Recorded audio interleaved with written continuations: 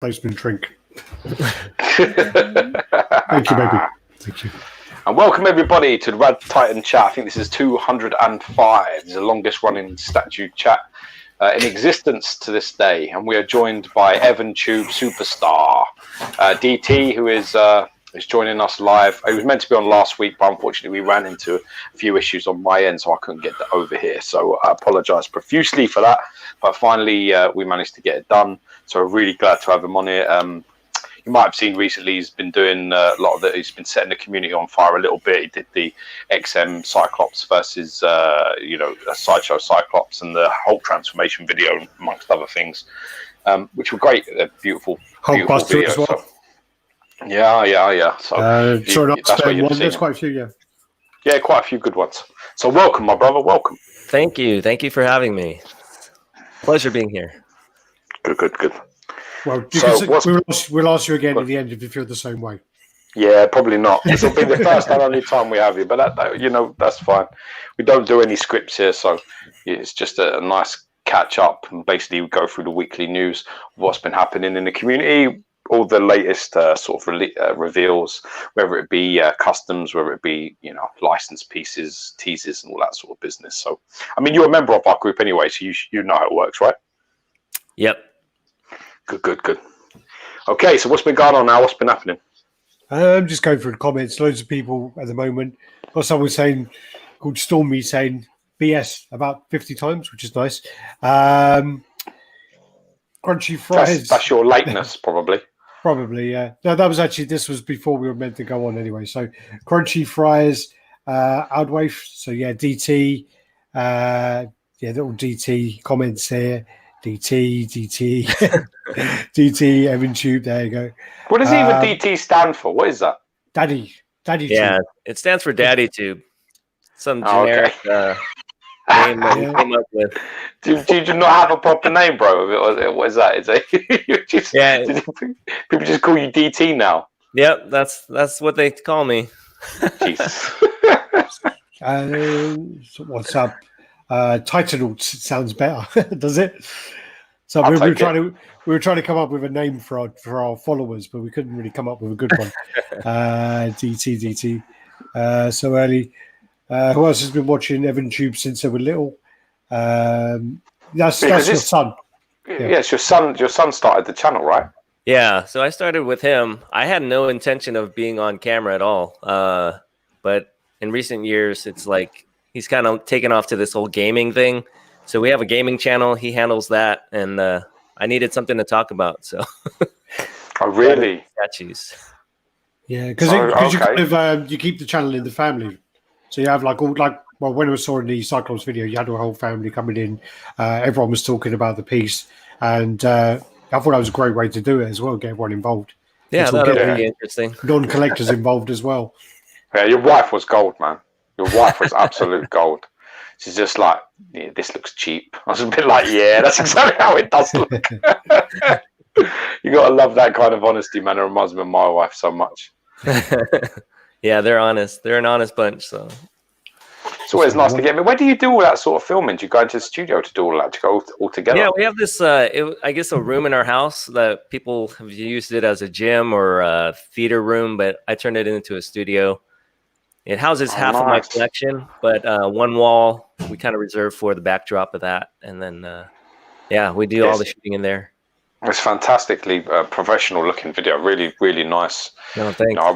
I was actually I was really impressed with the Cyclops one, especially. I thought it was filmed really, really well, and I think the way you articulate it. What's your background in? Because your knowledge of anatomy and physiology is pretty good. I have a background in I guess dance and bodybuilding, so I guess those two help me a lot. That explains a fair bit. And I was also actually an art major to begin with in college as well, so I guess all that combined has kind of helped me in this area. Well, you definitely articulate it very well. I found that you not only knowledgeable about what you were talking about, you were eloquent in the way you explained it, which is half of the battle, because a lot of people actually have the knowledge, but as soon as the camera rolls, they find it very difficult to express it, and other people just don't have it to start with, and are very good at expressing the lack of knowledge that they possess. So it's like one or the other, really. So I'm somewhere in the middle. What are you talking about? You're both of them. You're both of them people. Yeah, so I thought it was quite good. I thought to myself, they've got to have some sort of background in sport and some degree of sport, which was good. I thought it came across well. Oh, cool. I'm glad. And for all you guys that are watching that came over from, I guess, my video, make sure to subscribe to these guys. They are awesome. Have you been following us for a while? Yeah, You've been collecting for a while. One of the first videos I saw was, I think, Alex opening the Hulk 181. One of those. Oh yeah. Oh yeah, that's a big day. A big day in the office. That was.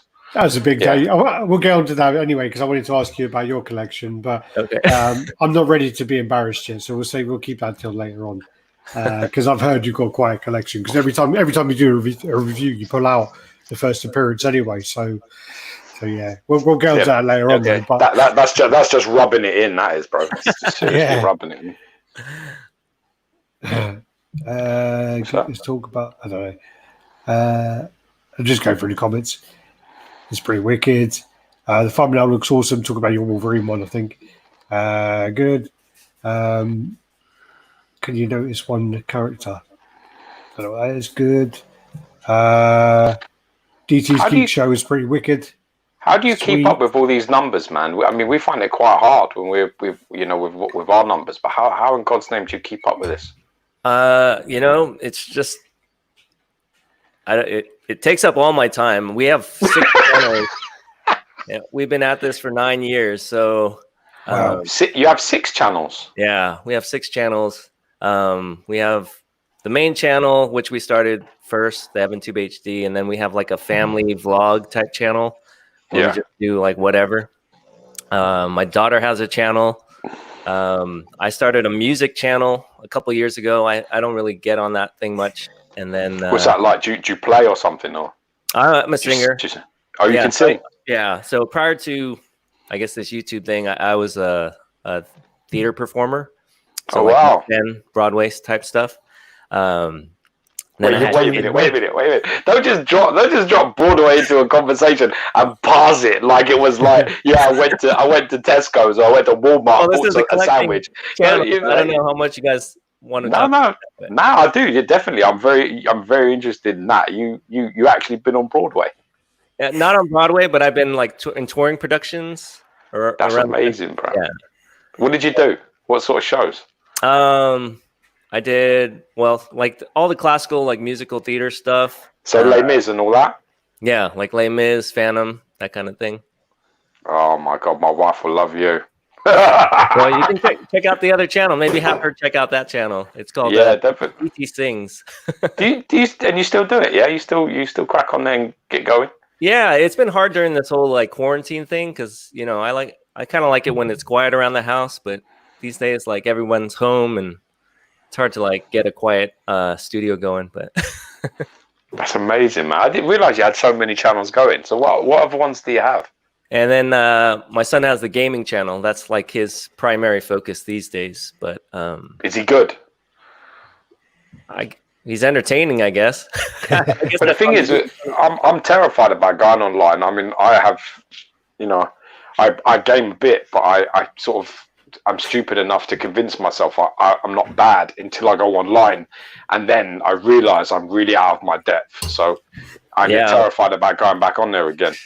Well, some of these guys like practice 24/7. I did that with Street Fighter 4. I went online stupidly because there's an option. Is it Street Fighter 4 where in between fights you go online, you get challenged, and it was one of those. And I got challenged, and literally someone was playing as Cody. And I jumped across. I started like beating him up, and I was like, "I'm going to perfect this guy. I'm going to do him." And this is awesome. First time online, I'm going to annihilate him. He got to literally like that much health, like a little like millimeter of health. Turned on, and he fucking annihilated me after that. It was embarrassing. And I was like, "Yeah, I'm not doing that anymore." He was just playing with me, totally playing with me. Yeah, that's definitely not the way forward. I play like FIFA and some like sports games and stuff like that for like football and soccer and all that sort of business. I shouldn't really call it soccer. That's just not really fair.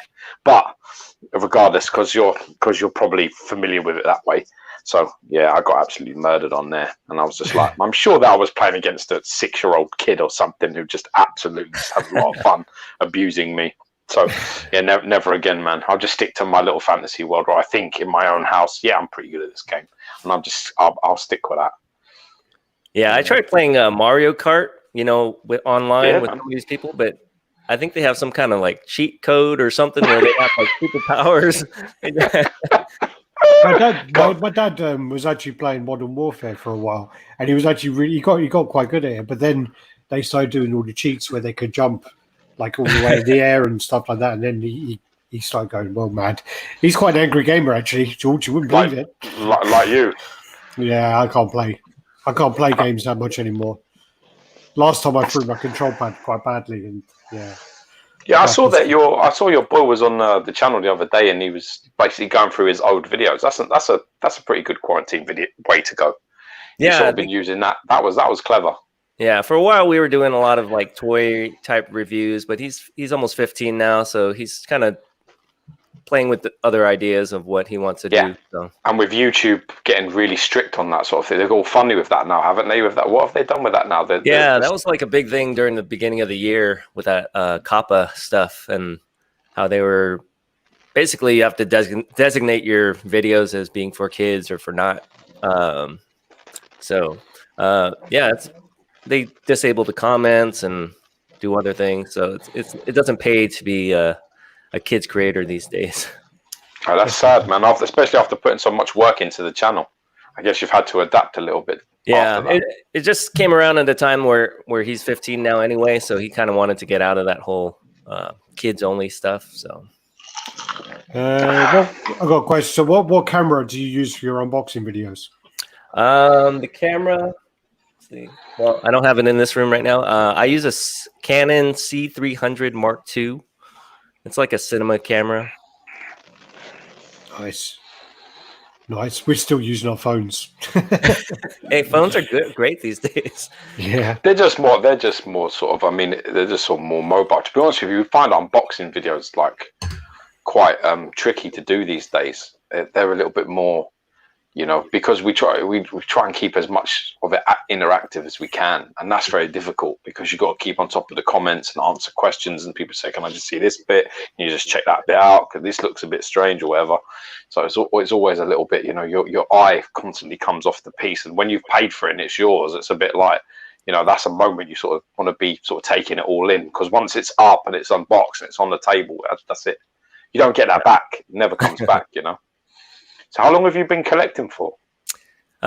Statues only like the last couple of years. I got into them because I was looking for a way to kind of.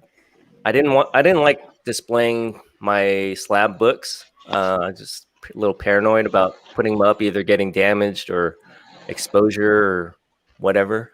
So I saw they had a couple of statues that were kind of like a rendition of the first appearances, and I was actually this one right here. This was can hear your dog, George. First one.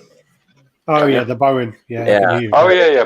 Bowen Designs. So that's amazing. Spider-Man 129. So I picked that one up. I was like, cool. I can display this. I don't have to display the actual book. And then I picked up the Hulk versus Wolverine one. Yeah. And then I started looking, and I was like, oh, that looks cool. That looks cool. Oh, and then that's the end of that, isn't it? Yeah. But then also, don't you realize that you get the actual statue, but then you think, well, actually, the statue does look cool with the comic behind it now. Yeah. So it goes against what you actually wanted it for in the first place. Yeah. So now it's the other way around, where I find a statue I like, and then I was like, oh, okay, what's the first appearance of that? And then I have to go hunt that down. What's interesting, though, is you've only started collecting statues for a couple of years, yet one of the first ones you picked up was a Bowen Designs piece, which is pretty much how we started almost 7-8 years ago. Oh, really? And how most people in the community start was with Bowen Designs, and there's a few things. There's maybe the odd bit of pieces before those, but I mean, considered sort of OG collectors start with those pieces. Quite strange that you would find a Bowen Designs piece as one of your first ones, really, because you've come into the game at a time where XM exists, Prime 1 exists, Sideshow exists, like everybody is. Maybe it might have been a financial decision, but I don't think so. Yeah, I mean, I just came across it because I was looking for comic books, I think. So that one was like closely related to the actual book. And I think the size was good. The price was good. That's the thing with the Bowens as well, is you can't beat them with the accuracy for comic likeness. Bowen does it best all the time. Like when you compare it to comic, when you look at the Sideshow pieces, the XM pieces, they all take like a modern look at that character and try and make a tweak to it. Realism. But Bowen kept it the way it was meant to be for the comic. So yeah. All right. If you could have one comic book or statue for the rest of your life, what comic book or statue would it be? We'll change that a bit. So which comic book would you have, and which statue would you have? If you could have one of each, we'll do it that way. Let's see. The comic book, I'd have to go with the Action #1.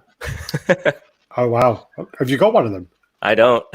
Oh, okay. That's why I say it. It's like all the others has got. You may as well pick something you haven't got. I mean, if you're going to. Yeah. I was going to say, if you're going to say that, I don't want to talk to you about CGCs. Yeah. No. So when you say that, that's Superman first appearance, right? Yeah. Action Comics number, yeah. With the car, is it the car? Kind of like picking the car out of reach book. So. Really? Well, what are we talking about? What's the mark on that? If you get 0.5, it's still going to be a couple $100,000. Yeah. Really? Yeah. Jesus. What year is that? That's like, it must be very old. 39? 38 or Yeah. Wow, okay. Well, that makes a lot of sense then. I mean, that makes a lot of sense. Nicolas Cage apparently had the one which was the highest graded, and then it apparently got stolen. And then there was all this stuff with he got his like insurance back, and then he got recovered a couple of years later. He got $1 million in insurance. He got recovered a couple of years later, and he's like, "Sweet, I'll have it back." And they were like, "Nah, belongs to us." They sold it for $2 million, and then I think it sold again recently for like nearly $3 million. I think. So what's the grade that he has? I think it was a 9.0. It was. I think I don't know. Don't quote me on this story. Well, I should never quote you. I wouldn't trust you to make me a sandwich, let alone quote me on something reliable like that. What I think happened was he was meant to play Superman in the Tim Burton Superman. Yeah, movie. I remember he had a suit. I remember all that. That's what his eye fittings. So when Thank God he didn't do it. When he was meant to play Superman, he basically went out and he bought the comic. And I think at the time the comic was 180 something grand or 190 grand. And then he basically bought it because he was going to be Superman, kept it. He's a big comic collector anyway. Yeah, he is. I've heard that before. And then when it got robbed, he basically got $1 million for it. Yeah, so but he was also broke at the time. So what's the statue then? If that's your comic, what's the statue? You know, I haven't really thought about that. There are some that are, I guess, hard to get now, right? Especially a lot of those custom ones.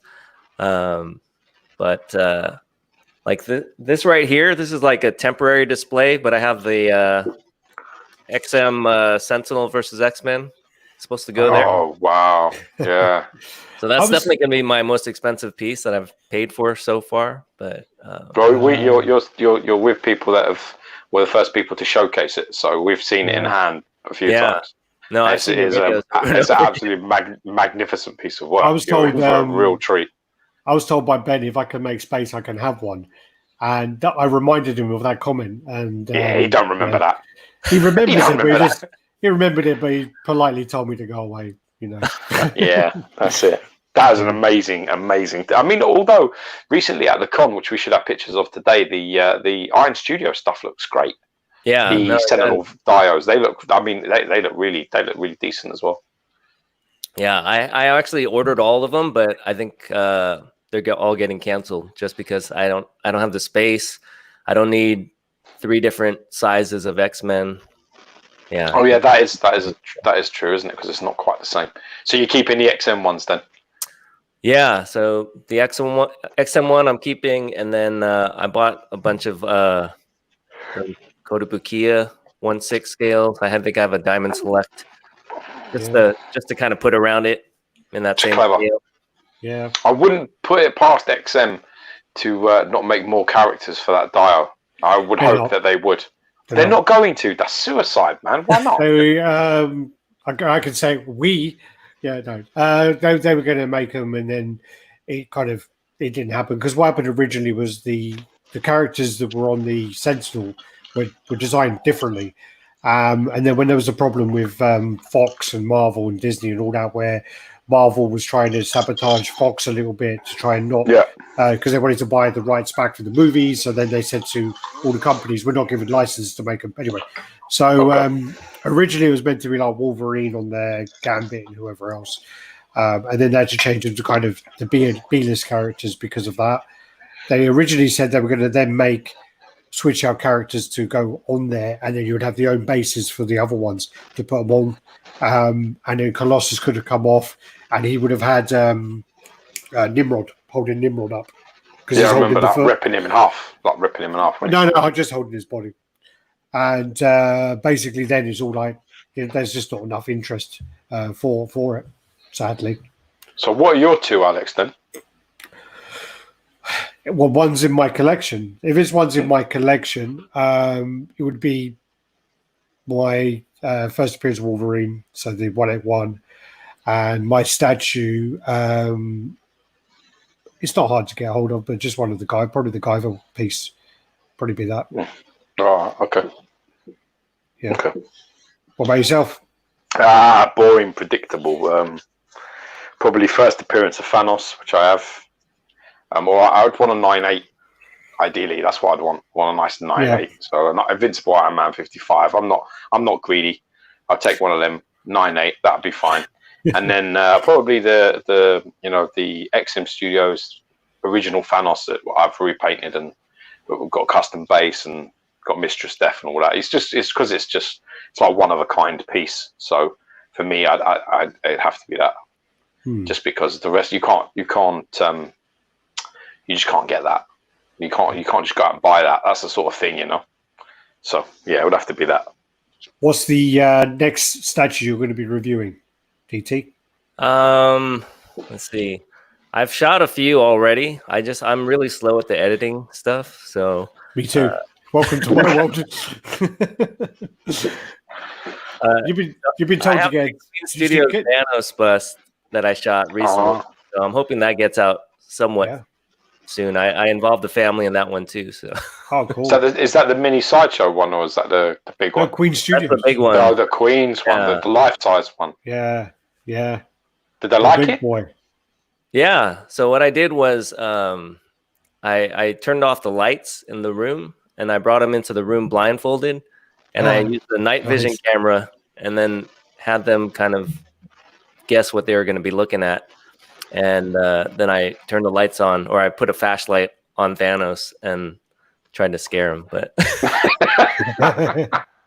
they weren't expecting something that big. That's why. So did anyone guess? Did anybody get it right? I think my wife did. Yeah, I'm liking your wife more and more already. She doesn't know much about who's which other than what she's seen in the movies. So. Is Jillian your wife or? No. Jillian's my daughter. Okay, there's a lot of comments about Jillian here. Oh, okay. I'll skip those ones then. Popular, is she? It's nice that I think it's really nice that you involve your whole family in your video. Like, it's really nice that, and it's also really brave as well, because there's a lot of dickheads, that just, you're exposing people that are very important to you to potentially some jealous and bitter, twisted people. So yeah, I think that's really brave, man. I really do. When we started out, it was mainly kids watching us, and occasionally you'll get the hater comment or whatever. But for the most part, they stayed clear of the comments anyway. Nowadays, it's kind of a harder situation because they have their phones and all that stuff. But we just got to teach them. You got to ignore those people. Yeah, a lot of requests for you to do a room tour as well. Yeah, eventually, once I get my display all set up, I think I'll do it. But right now, it's like my studio's full of boxes. So if you've been collecting statues for 2 years, how many pieces now would you say you have? Hey, got to look over his shoulder. Look. Well, I'm trying to think because I said originally I bought a couple and then I bought like 2 IKEA PAX units, just like the smallest ones, and that filled up so fast, and I'm like, oh man, and I had to go back and make another IKEA trip. I think I've been there several, I don't know. Welcome to our world, man. This is the collector's world. That's it. You can live in IKEA, man. Yeah. The wife wants a bowl and a whisk, and you come out of there with about 30 pieces of furniture. That's how it rolls. That's how it goes. But the sad thing about it is when you like someone who's not in the collecting world, and they ask about a piece of IKEA furniture, and you're like, yeah, the Besta is 192 high, there's 60 wide. And each display case can get about 63 or 64 centimeters of display, you know? And they're looking like, what the fuck are you talking about? Yeah, the Detolf. The Detolf is a good one. Glass all around, you know, nice and cheap, about $60. Get one of them. You know, you start throwing all the names of them. Ganetti's. Get Ganetti. There's no Ganetti there. Yeah. But I think off that Q3 XM Studios like estimated shipping list, I think I had like 7. Oh, nice expensive month. Yeah. God, shipping is not going to be good then. So what do you think, DT? What are you saying? 20 pieces, 30 pieces now? Yeah, I'd say at least 30. Okay. Yeah, if you count the small guys. That's not too bad. That's not too bad. My day was actually opening up all these goddamn little boxes and like looking at the things inside of these nameplate. Yeah, the nameplates. They're plaques, man. They're plaques, aren't they? Give me a character. I'll show you the one. Who do you want? Ask DT, man. He's the guest. I've got about 60. I've got 15 of them here. Go on, which character do you want? And I'll see if I've got one. You have that Iceman one? No. Not a good start. It's pretty much all the ones that have come out. Oh, the ones that are going to come out. So I mean, like that's like the Gambit one. Oh, that's nice. Yeah, that's nice, man. Did you get that, DT? Did you get Gambit? I got the Gambit, Sideshow Gambit. Yeah, good. I prefer it personally. I prefer the Sideshow one. That's one as well. So Doc Ock. The only thing is, it's deep though, man. Let me see the Doc Ock one. That's nice. Yeah, there's a classic portrait there. Yeah. The Sideshow Gambit's really deep, man. It's the only thing. Yeah. It's really quite deep, so you're going to need a bit of room for that one. Yeah, that's the story. That's why all these XM pieces are in this room, because they don't fit in the other display in the other room. So. I saw your transformation video. Did you enjoy it? Did it come out well for you? You like it? Yeah, I mean that was my first XM pre-order. I guess over a year ago, right? So I've been waiting for that one for a while. Did you get yours? No, I've got mine. Alex is going to pick up for me. There's no point in me having a best friend who works for XM and not taking advantage of that situation. So he's going to be nipping over there and bringing me my goodies as soon as everything starts relaxing a little bit more. Yeah, I was meant to be over there like every 6 weeks, and then obviously with all this lockdown, that kind of ruined that a little bit. Yeah. So hopefully, once it all eases up a little bit, I'll be over there more. Be doing more videos in the factories and in the XM office. So, yeah, we'll see how that goes. Cool. Bringing a piece back from there. No, we've done it a few times. I mean, George brought back Bait Ray Bill. That's the huge box. Bait Ray Bill is like really, really. He's like a meter wide or something, and then he's quite small, but he's awkward. But he brought that back okay, so I'm hoping there's not going to be an issue. Hoping. So we pray. Yeah, we pray. But yeah, there's just a few others jumping on the bandwagon. Nick is now asking me to bring some stuff back, so I need to tell him to, sort it out. Did you think it? The transformation, did it hit all the spots for you? Do you think it was delivered? Yeah. Yeah. No, yeah. I mean, it met all my expectations for it. I had the Gladiator Hulk Sideshow version, but I was really looking forward. That horrible recent one. Yeah, the most The recent. one that they threw the paint on from about 50 yards away. It's got no shading in it. I actually had to return it because they kept sending me defective ones. Like the first one, the mace hand wouldn't go into his arm, right? So they sent me a couple different hands to try out. None of them worked. I finally sent back the entire statue. They sent me back one, and then Hulk didn't fit onto the little alien guy. So I was like, yeah, little squid. Squid yeah. guy, yeah. So I was like, I guess I have the XM transformation coming, so Yes. I have an arm. Remind me of it. A lot of questions about when you doing the next parent edition. Oh, I don't know. I'm not sure. I'm not really sure. We did one where we did like a taste test of homemade cotton candy. Okay. So, yeah, we used to do these challenges where my wife and I would just do the same challenges that my son and daughter would do on the other channel. So that's what the Parents Edition means. How's that go? I mean, what did it taste like? I mean, over here we call that candy floss. But what did that taste like? I don't particularly like it just because it's so sugary and sweet. Like after we ate that, my teeth hurt because of it was so sensitive sugar that's in there. So when I was a kid, man, you loved that though, didn't you? When you were younger, that was like, I mean, you think now as an adult, you think, what was your parents thinking giving you that? What were they even considering at the time? Well, it's like that stuff and the sugar in the straw that people just like. Yeah. The sherbet stuff. I never did that. I never did that. No. Never done those. No. Remember, do you know Scott, my friend Scott, right? He used to basically every morning, he would stop off at the sweet shop. He would buy like a huge bag of candy with like the penny sweets. So literally, you buy one sweet for a penny. So he'd have like his lunch money would be about £4. Spend it all on those sweets, and he wouldn't get any lunch. He'd just eat these sweets all day. That's what he did every single day. And that's why we call him No Teeth Scott. Yeah. Toothless Scotty. No, that was James. That was Sugar Puff Kid. If you didn't realise, DT, me and Alex, we grew up together, so we've known each other since we were 5. 5? Wow. Yeah. We went to primary school together. It's been a tough life. Cool. Tough life, hard life. Yeah. I love your dynamics you guys have. It's hard because with us, it's the rate of progression will always be slower because we stick to sort of the way that we are. Do you understand what I mean? So we don't.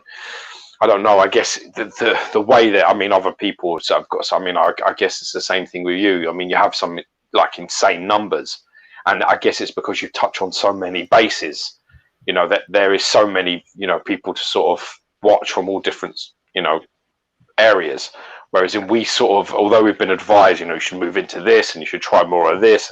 It's just very much like we just try and stick within the hobby that we're sort of in. Mm-hmm. Comics maybe a little bit and, stuff like that. Maybe odd movie sort of bits and pieces, but we don't really delve too much out of our remit. We just keep it strictly sort of statue related stuff, or we have been at least anyway, for a good long while. I think what happened as well is we did do a few things. So we did a few Hot Toys, for example. We did some of those, and didn't excite us though. We didn't. Yeah, we couldn't get excited about it. We just kind of did the Hot Toys. We were just been like, and then we couldn't pose them, and we just got frustrated with trying to pose them and use them. And then people were like commenting in the videos saying, you shouldn't do these anymore. But we just didn't enjoy it. We just didn't really enjoy it. We couldn't. Yeah, it weren't the same passion as there is with the statues and the comics. It was just like, okay, it's a doll. And also, we don't behave ever. Yeah. We got a company emailed me the other day, and they said, "Can we send you? We want to send you all of our products, and we want to send you this and this, and send me a whole massive list of all this stuff they want to send me." Then the next email, I was like, "Yeah, man, that'd be so good. That'd be awesome." Told George, he's like, "Yeah, great, yeah." Sent him some pictures of that, and he goes, "Yeah, ask for this one, that one, whatever." And then they replied back. The next one was like, I'm just speaking to my manager, and they've asked if you could tone down the actual language a little. And I said, I don't know, I can't promise that. And we never heard back after that. So yeah, because it's just once it becomes for us a little bit, we have jobs anyway. So once it becomes, I guess, to really make it what you want to make it, you've got to give everything you've got to it, all your time. And I guess with us, it's more a case of we don't really want to be too restricted on who we are. So, you know, it's really difficult to, to turn it off, though. It's so hard. I think it'd be easier if I actually was doing reviews with somebody who was like, I didn't know so well, you know? Yeah. I think that'd be so much easier. We did try the other week as well, where we said, all right, let's try and do a review and try and keep away from the curse words and whatever else. And yeah, it didn't. It lasted about 5 seconds. It was really bad. And it was me as well. Yeah, it was you as well. After you warning me, it was you. After me giving George a lecture about it, it was me 5 times, yes. Yeah, that's right. Just to bring you know, people ask me all the time, like, advice on YouTube channels and stuff. And, you know, the number one thing is that you have to be passionate about what you're talking about. So I think you guys are on the right track there. I mean, it definitely doesn't hurt to kind of diversify a little bit, but only if it's something that you're into. So. Yeah, I mean, the passion helps when you're being able to express yourself, but you've got to have an element of eloquence to how you present your information. It's why I loved, and I wasn't shy about the praise that I gave your Cyclops comparison. I wasn't shy. I said it was probably the best statue related video I've ever seen, because when you're watching something, if you're explaining, like you, for example, how you're explaining to me, how you're saying, I like this, I don't like that, I think this is better than that, you also then show it in the best possible way that I felt. And that left me, when I was watching it, with, right, I can't argue with anything he's saying, because what he's explaining, what he's showing me, I can see what he's talking about.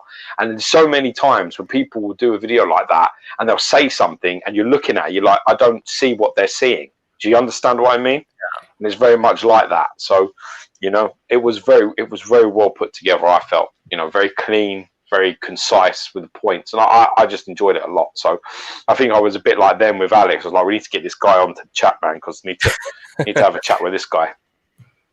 That was probably about a month ago, wasn't it? It was about a month ago. Yeah? Yeah, I think so. Yeah. 6 weeks ago, we reached out to you to come on. Yeah. That must be hard, though, as well, because with you doing a comparison video, you're going to upset people. And that's also brave when you've got numbers like you've got. I guess that's part of it, because... Yeah, I mean, I just try and call it like I see it. I don't try and pick sides. I just tell people how I view something. So you'd be surprised how many people don't do that, though. You'd be surprised. I mean, for me, you shouldn't do a comparison unless you're completely unbiased, really. Yeah. You should be very, you know what I mean? If you've got like cards in one camp, you really shouldn't do it, you know? Yeah. If you're eyeing for a job with Sideshow and you're doing a Sideshow versus another company, you shouldn't do it. If you're working alongside one company, it's like Alex, for example, is a prime example. He will never be on camera with an XM versus video ever, never, now. Because it has no credibility, absolutely zero. Even though I know for a fact he would probably say that the other piece was better if it was better. I know he would say it, but you can't have it. I'd only have him do it if Sideshow wins. If Sideshow or the other company beats XM, then I would have him do it. But if XM is better, I'd be like, Alex, you can't be on this video. Yeah, thank you. Sorry, dude. You took the job. It's your problem now. Yeah. Pay my bills. Yeah. Living ain't cheap, my man. Living ain't cheap. No. Whiskey is expensive. Yeah, that's why I moved on to the cheap gin, man. Oh, yeah, you are on gin now, aren't you? Well, I still drink whiskey now and then. But I'm dating a Polish girl, so, you know, it's not easy not to drink. So you, with your channel and stuff being nearly 10 years old, how did you come to the conclusion to just get started on this with your family all together? So I was doing video production and photography prior to this whole YouTube thing, and yeah, my son, I think he was about 6, came up to me and was like, "Hey, can we start a YouTube channel?" I guess he'd been watching some videos, music videos or whatnot. RaddTitan videos, you mean? Yeah, of course. I know exactly what you mean. I was like, I don't know about that. You know, I don't know how I felt about him making videos or what we'd even put online. But But we just made some. I think my first video was I was just showing him how to do a stop motion animation with some of his stuffed animals, his toys. And then I started making these clay models for Angry Birds, because I guess that was like the popular game amongst kids at the time. Yeah. And he just did like a show and tell about them, and that took off, I guess. So I guess I was making like custom statues back in the day. You were unlicensed, man. Somebody needs to call Marvel up and tell them what you're up to. Well, it's a Finnish company, isn't it, to Angry Birds? Yeah. So they weren't doing any licensed products at the time, and then shortly after they started booming with all these toys and merchandise, and then we started reviewing those. Then eventually we got into Lego, and I think that's where, that's where our friend Mike Lego's says awesome. That's what Mike says his son watches. A lot of the videos was Lego. Yeah. I still like building stuff too. There's some pretty intricate builds out there. What's the best one you've ever built? What's the most difficult thing you've built? The most difficult thing was they have this. I think it's like a 1/8 scale or 1/18. I forget. Bugatti. Like as in a car, Veyron, yeah. Bugatti Veyron. Yeah, it's like this. It's like this big. They just came out with a Lamborghini as well. But that is one of the most roundest, slickest cars in the world. How has Lego managed to achieve that? Are they like that slick now that Lego's got round edges? Well, what they do is they take like this long, flexible tube, and you have to kind of curve it over and snap it into place, and it kind of creates, a round arc. So that is so. Listen, engineering in those pieces are crazy. It sounds insane. I mean, I was going to say the most difficult thing I built was this house with a little fence that had a little antenna in it, I believe, and that took me a while. And that was square as shit. There was no curves anywhere. Even their bushes were straight green blocks. So that's next level stuff that they got going on now, man. Crazy. Yeah, like a gearbox and the steering works and all that. So wait a minute. The car actually starts. The car goes. You can make it move. It doesn't actually start, but I've seen people modify it where they put an actual motor on it. Battery motor. And actually, they can control it. That's brilliant. That's the best we've ever heard.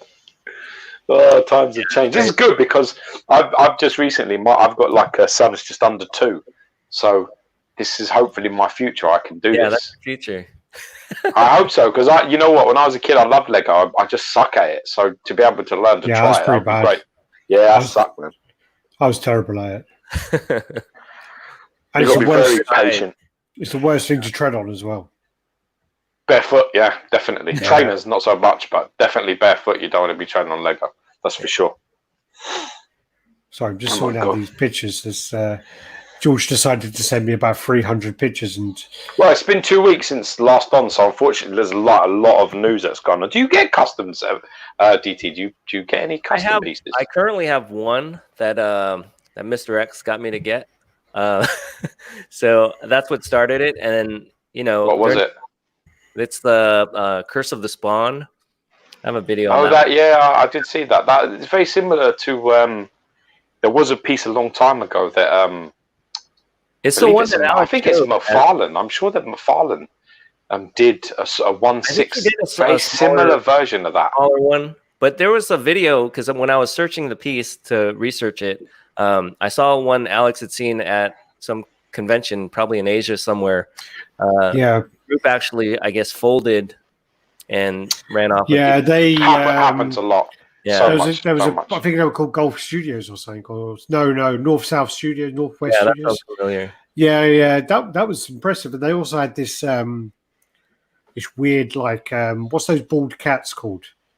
Is it like a Sphinx hairless cat? Cats? The hairless cat. Yeah, they had one of those and had a gas mask, and it had all like stitches all over it. Yeah, I remember that. Yeah, I remember that. It was really like the sculpt was really, really cool, but it was creepy as hell. But, and with this being your first custom, what did you think compared to licensed pieces? I thought it was really cool. All the details in it. I guess dealing with one of them had a little chip in there and one of the little, I don't know, spikes broke off. So it wasn't like Sideshow where you can kind of call them up and say, hey, send me a new one or whatever. Yeah. Yeah. It was also pretty crazy on that piece too. That's always the issue if you go with customs. Is that, if there is an issue, then you ain't going to get sorted unless you pay for it to get shipped out. That's the problem. Yeah. But, sitting here in quarantine, I've been on Facebook way too much and looking at way too much stuff. So I ordered a few things.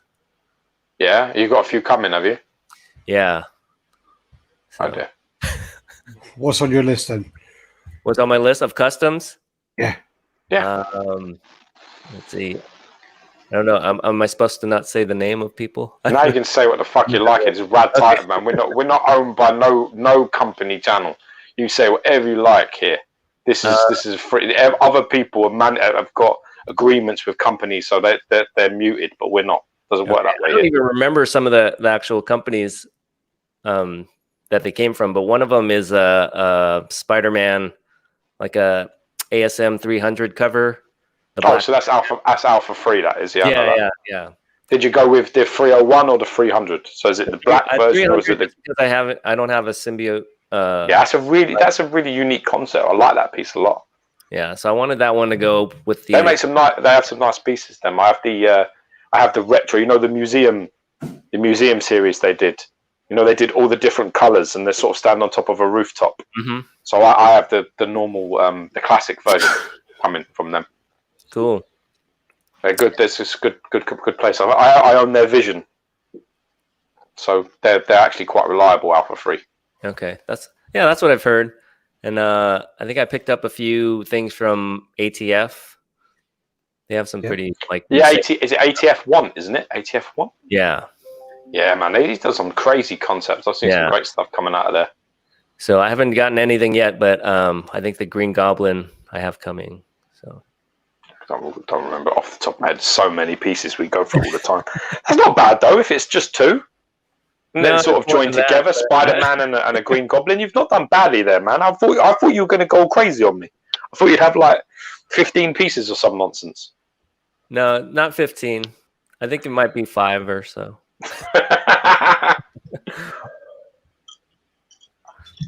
There's a problem with lockdown as it is. I mean, a lot of people think that no one's been spending any money, but it's actually the opposite.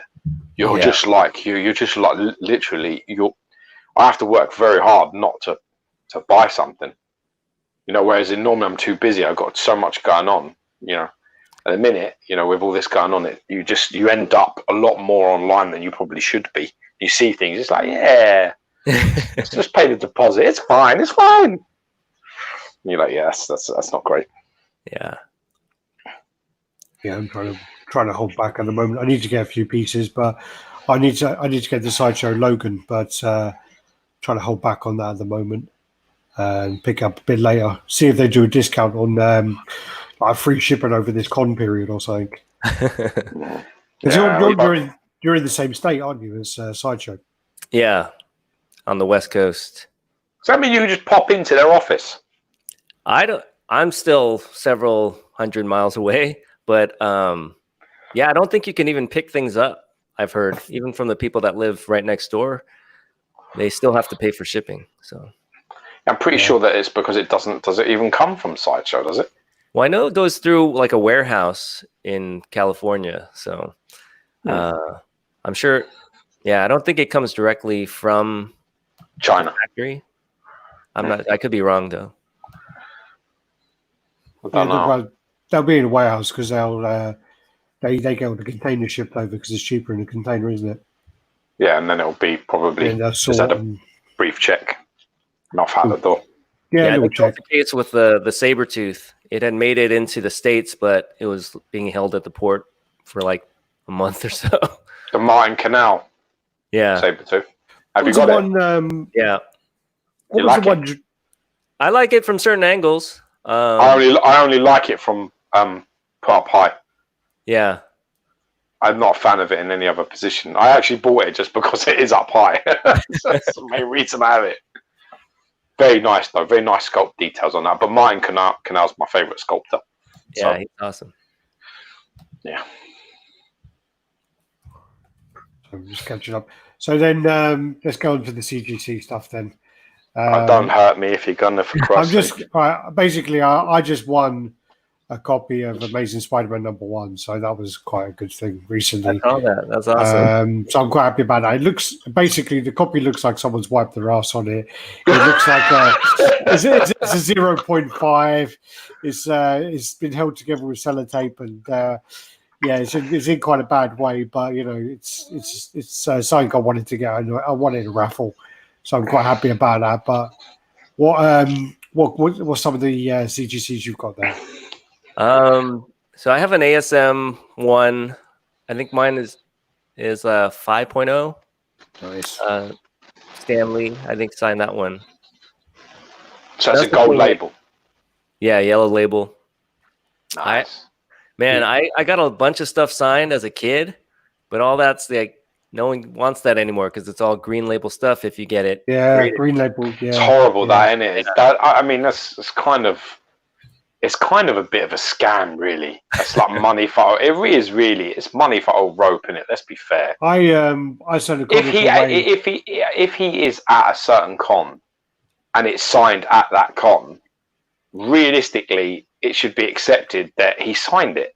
Well, I don't know. Do you know what I mean? The issue I had is one I sent away is when you get stuff signed by Stan Lee, you can pay an extra $5 and you get a Stan Lee sticker. And the one I sent away had a Stan Lee sticker, like certified sticker, and it's still got green. So yeah. But that's my point. That's why it's not acceptable, because you have a Stan Lee authenticated like seal of approval, and they're like, it's not really. We didn't see it, so it didn't happen really. It's that old chestnut of if a tree falls in the woods and nobody hears it, does it make a sound? Yeah. Really, what you want to say is, with that kind of one with the sticker, it's a bit like, well, maybe they should kind of maybe reconsider those. But there are ones where you have like a paper certificate, and they can just put it with any comic. So, get another copy of it, and like there's a better copy, and sign it themselves. DT, did you actually physically collect these comics yourself, or did you buy them? See, is that your early days, long time ago? Yeah, I bought quite a few of them a while back, like when I was a teenager. CGC is funny because I first got my first book graded. I don't know, maybe 10 years ago. Whenever they first started, I sent in like my most valuable books to get graded, and one came back with the purple label, and I was like, "What is this thing?" Purple label on my, I think it was an Iron Man #1. Yeah. Probably the most expensive comic I bought as a kid. And it came back purple label. I think it was like a 7.0. Edges trimmed, color touch, pretty much everything you can do to. No! So this was like my prized possession. And I was like, forget it. I almost quit the hobby because of that. Which comic was that? It was an Iron Man one. Yeah, not super key or anything, but still one that I had thought was my most valuable comic at the time. Yeah. So it was like a big turnoff, and then I got my ASM 129. It came back like at a 7.0. Yeah. I thought it was at least a 9 at the time, but what did I know? Well, I sent them the first. I tried to be clever getting into CGCs, and I sent them. I found an old a 2002 label for an Invincible Iron Man number 55, the first appearance of Thanos, right? So you're talking about, grading that happened nearly 20 years ago and wasn't pressed and wasn't cleaned.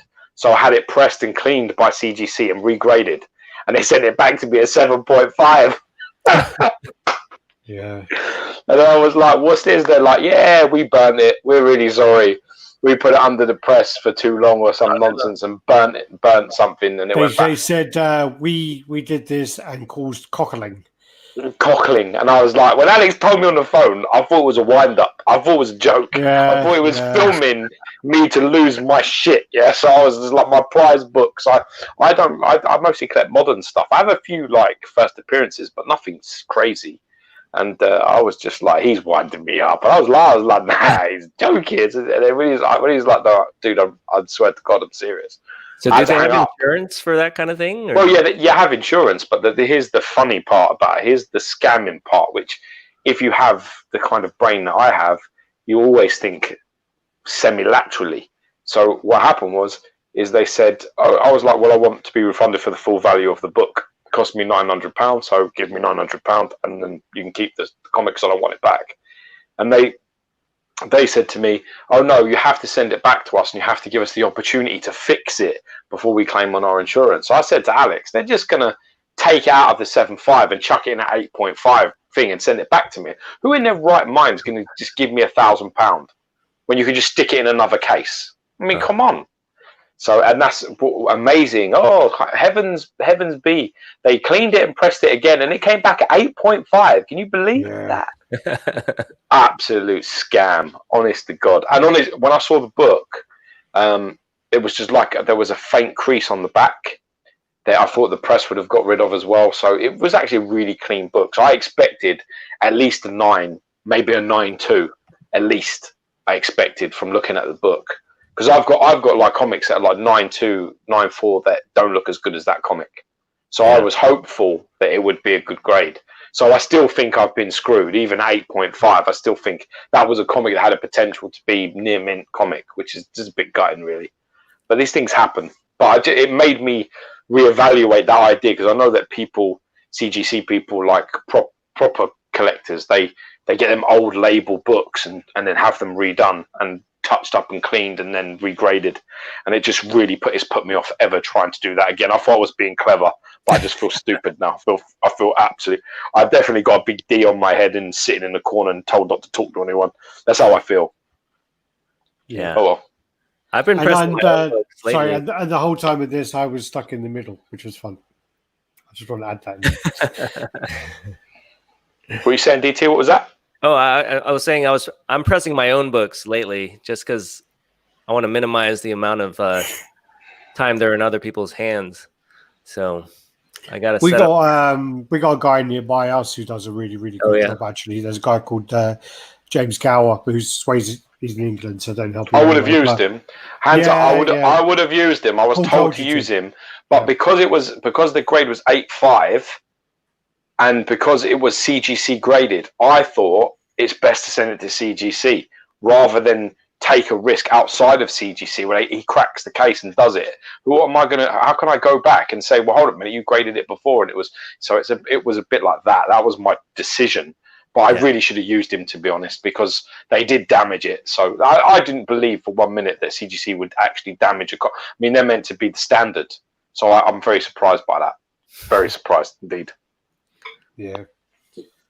No, I mean, I've sent some to CGC and they did all right, but they weren't my comics; they were other people's. And then I forgot to get one pressed, and it come back as a 4.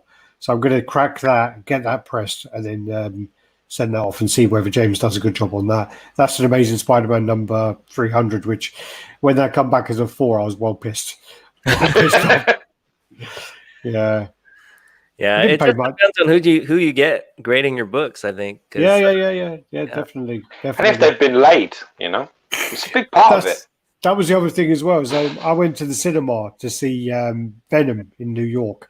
And when I went to the AMC cinema, they gave out free comics, right? So I grabbed a couple of them. And then I literally had them in the cinema. I had them on my lap, held them through the whole film, like carried them to my room, wherever, had them in my room on the table.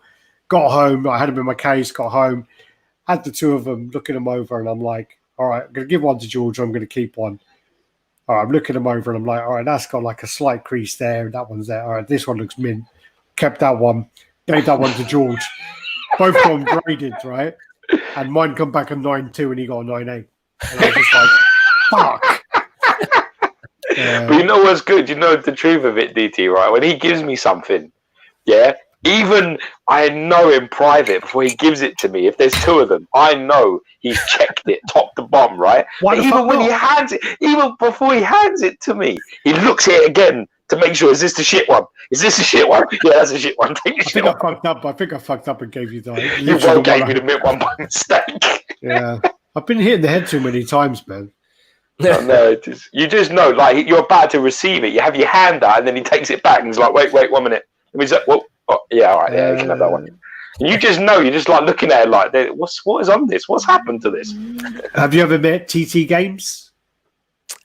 How did I meet? Oh, I think we did a little partnership with Lego Dimensions where we played against. We did a little tournament in Los Angeles, and I think Arthur was there. So, like you're building something, or is it a game? It's a game, so it's like I don't know if you probably don't know Skylanders, right? Of course we know. What do you think we are? Jesus Christ, DT, come on, man! I think Alex played that. Okay, you did? You know, because of Joseph. Yeah, it's the little figurine things, right? And you put them on a little console thing. I know what they are, man. I'm hip with the kids, bro. Okay. Well, the Lego Dimensions is like the Lego version of that, where you have a little minifigure and a little build, and then you put it on the little device, and it goes into the game, and you play it, basically. I don't think it came off as well as Skylanders did, but Skylanders my nephew loved them, man. He was crazy about them. They all had different elemental factors to them, like water and fire and all. I mean, when me and Alex were kids, we had them ones. Do you remember them figures? I don't know if you had them where you were. Do you remember they were like little, right? And their arms just moved up and down, and then they had a thing on their chest, and it was a thermal. It was a thermal. Thermal. You put your thing on it, and then it was a fire or water. They were like sharp or bear or something. They were badass. Them. We loved those, man. What were they called? Remember them? Was that a Battle Beast? Battle Beasts. Battle Beasts. Yeah. Oh yeah. I couldn't remember what they were called. They were magical times, man. Magical times. I actually have a comic book of that. I dug it out, and I was like, "Whoa, there's a Battle Beast comic." But yeah, was it any good? I don't think I read it. I just picked up a lot of number ones as a kid.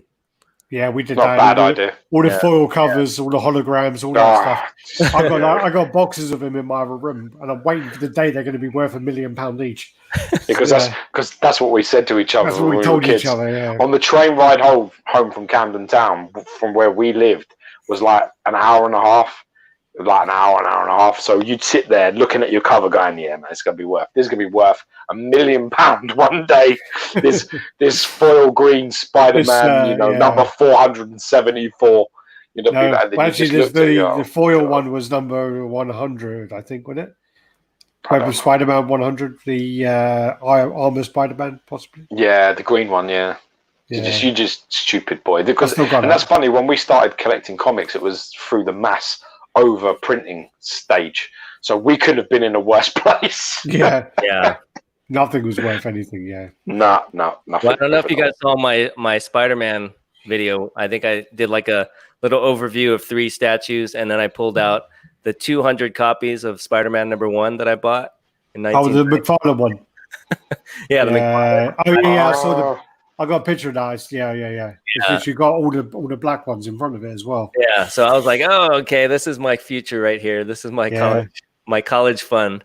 They actually they've gone up a little bit recently, but not a lot.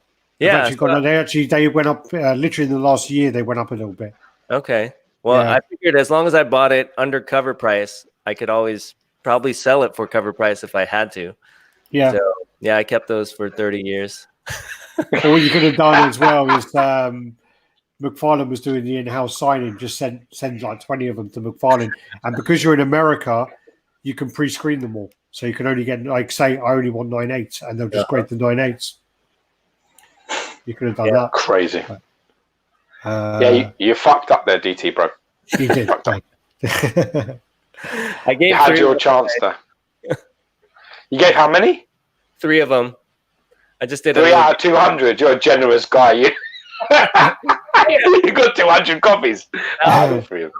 Cody's saying, I was in a line at the CGC Con and saw a guy had 2 books signed and witnessed, and then slipped 2 old books in he had signed by the same artist into the stack. That's clever. Clever works. Boy. I just saw a video actually. When Cody and I were in New York Comic Con. Yes, mate, they do, Mark. That's exactly what they do, bro. To answer your question, because it's there. That's exactly it. You have a guy that comes with you. stands with you while you get books signed, and he basically authenticates the signature. Yeah. But also as well is you can apply to be an authenticator as well, which they sent me a form to do if I want to do it. But Cody and I were at a con, and the CGC rep, her name was Brittany, and basically she was great. She was like really bubbly, everything. I saw a video where she fell off a bike, fell off a motorboat and got chopped up by the propeller really badly on her arm. It's horrible. When you said that, I thought she was dead. Like no. That sounded like she was dead, did it not? Is it just me? No. She fell into the water, got chopped up by a potato. That's what it sounded like. She died. She fell in the water and she put her arm up, and it chopped her arm badly, and she had to have it like reconstructed. But yeah, it was. That was only the other week I saw the video. Yeah, it must have been horrible. Thanks for that, man. I needed that on a Wednesday night. We're trying to read the comments. Someone's asking here. Get them pressed and resend them. Apparently, that's what John Blackman said. Yeah, I cracked my first case and pressed it just the other day. So we'll see what it comes back as. IDT. This person's asking them like 20 times if you've met Arthur in person. That was the question I answered previously. But yeah. Oh, yeah, that's 10 minutes ago. That's why. Yo Mac. Yo, my brother. Mac collections, all about Bane. Thanks for answering my questions. So I'm just trying to catch up on them. They're coming through quite quickly today. I can't keep up. He is left-handed. I'm going to get my Shogun Batman and Prime 1 Huntress today. Also going to have to order a custom Silver Surfer because Sideshow let me down. That Shogun Batman is super impressive. The Huntress is beautiful as well. And we're going to get on to the Silver Surfer, but I don't know if they let you down, brother. Don't know. Well, they've let him down. But this is the problem when you hype something and you leave it for so long. Yeah. Anticipation of death is worse than death itself, right? So basically, in typical English, here's a situation. If I say to you, I'm going to make a Silver Surfer statue, and I'm Sideshow Collectibles, and I put out a Silver Surfer, spread saying, here's the name, I'm going to make it, and then I don't do anything for 8 months, 6 months. Your anticipation, your mind is now creating the perfect Silver Surfer statue. You think about all the great sculpts and paint and elements and engineering and base points and pose elements and dynamic and museum. You have all these things going through your mind, and you construct the perfect piece in your head for you, right? Every single person has done this. Every single person. And then what happens? They show you a piece and you're not happy because it's never going to hit that spot that you've created in your mind. Fucking never. The only people that sit in there going, I actually like it, are the people who had absolutely no interest in buying it in the first place. They're the only ones that will be like, actually, I'm quite happy with that. They're the guys that sat there like, yeah, if it's good, it's fine. If it's not, I'm not bothered. They're those guys. Because everybody else that really wanted it will be disappointed because they've built it far too much in their mind. I don't know, because I really, really wanted it, obviously, because I'm a big Silver Surfer fan. I like the way it looks. I like a lot of things about it. I like the Nova. My only issue was the fact that on the day of the con, the angle was absolutely terrible, and it looked like it was on 1/6 scale. It looked tiny, and that was my only thing. That's just angles. That's not accurate. Though, no, but that was my only problem. Is I need to see it from another angle. What did you think, DT? Why don't you break this party up and tell me what you think? Well, I definitely think the newer pictures that came out are a lot better. I think they did a disservice to the piece by showing it first. The way they did, yeah. The way they did. I think they were using like a camera, probably on an auto setting, and it had a black background. So it tells the camera to basically let more light in, and it kind of blew the whole thing out. Yeah. So you really couldn't see a lot of the detail in it. Just came out kind of washed out looking, but yeah. But when I first went into it, I was like a lot of people. I was hoping for something a bit more dynamic, but once you stand back and kind of take a look at what it is and the meaning of it, I think it looks pretty good. Does anybody else see like a bit of the old school bodybuilders in there? The 205 guys. because I can't help but when I look at it, I can't help but see maybe a little bit of Frank Zane. And there's another guy as well that I remember who had like a moustache. Ed Corney, I think his name is Ed Corney. Is that his name? One of the most beautiful poses from the sort of the 70s era in the 205 sort of 205 pound weight class, and I just see a bit of that. I can't help but see a bit of Frank Zane in there. Yeah, just in the pose, I can't help but see it. It looks a lot like a natural bodybuilder. It's like not overly built, but that's sort of like the relaxed pose where the so-called relaxed pose where you're burning out your lats. Meaning you're not hitting like a major bodybuilding pose, but yet you still have rigidity in your arms, and kind of tensed up muscles, not fully flexed, but still engaged. Trying to look big. Big Daddy Kane says he sees Labrada. Yeah. But see, Labrada had good lines in his posing as well. Just sort of like what I'd expect from Daniel Bell piece. Happy JCG says Frank Zane. Yeah. And then Edwin Diaz, Ed Corney, the master poser. He was genius. Yeah. So it's all there. Yeah, I mean, that's one of the things is his arms are a bit too sort of splayed out, really. But and I think also the top of his legs, I need to see something else with that because his thighs look like they're merged together. Yeah, so I don't like.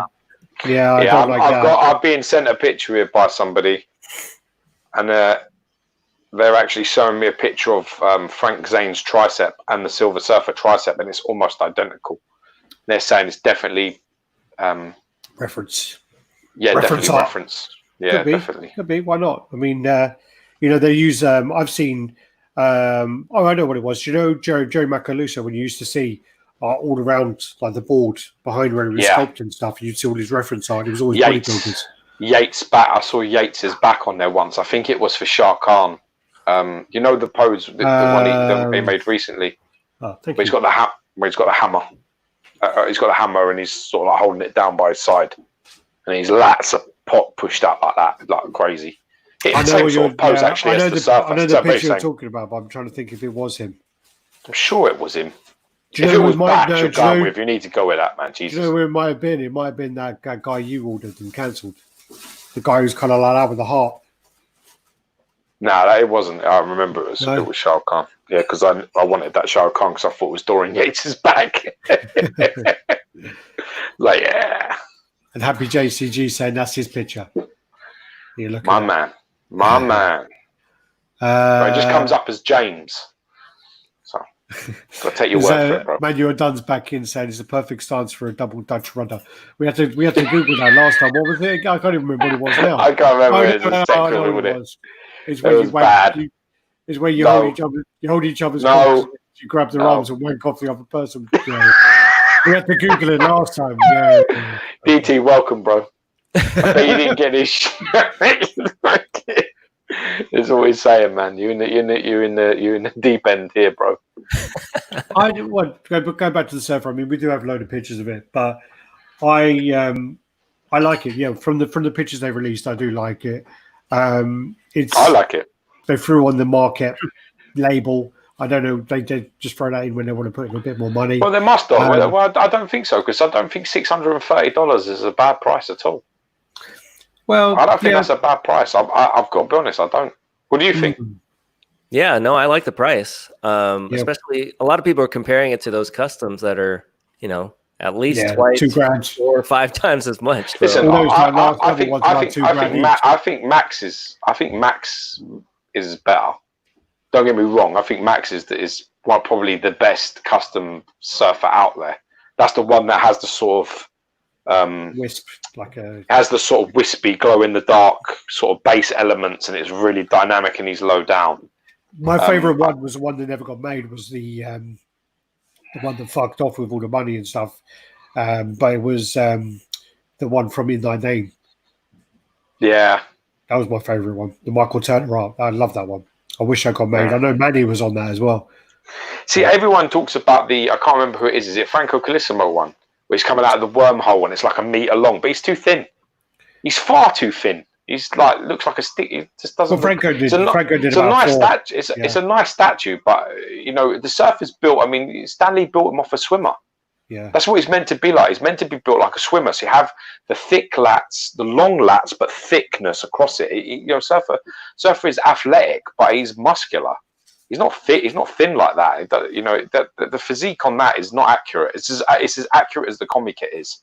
The comic kit in Sideshow is Ronnie Coleman standing on a fucking surfboard.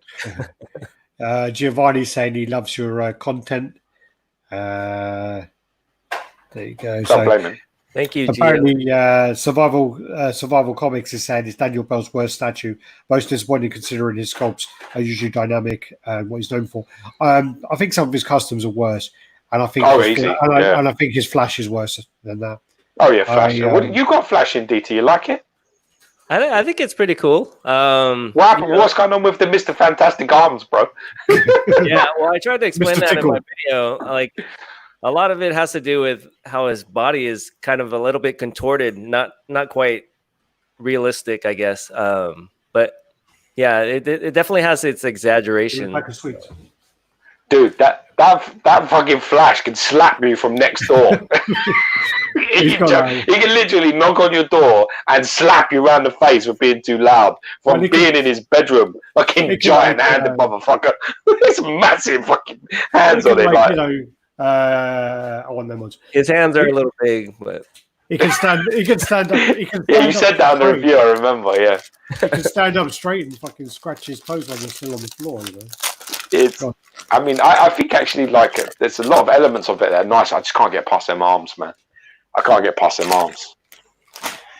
I definitely don't think it's Daniel Bell's worst piece. That's for sure. Personally, What, the Surfer or Flash? No, I don't think either of them are. What do you think is it? I really don't like the Sentry, the custom Sentry. I think it's horrible. I don't like it. I don't like it at all. I think it's absolutely horrendous, that Sentry. I think it's rough. You remember Not a fan of it. Remember what we saw at Johnny's house, which was the most fucking overrated piece ever, that Magneto. Yeah, that's his as well, isn't it? Daniel Bell, yeah. Yeah, that's got really bad proportions everywhere. Like, everywhere. That's a really bad piece, in fact. Yeah, that is, I think, definitely probably between those two. But I don't think Sentry, again, suits him as well, because he's a bit bulkier, isn't he, Sentry? He's a little bit thicker. Yeah. You know, really, like Daniel Bell, when it comes to like the athleticism and balance, like Iron Fist and some of the more leaner guys, I really think he did well with his stuff. Do you think Flash will topple over time? It tip over time? That's a good question. DT, go on, go.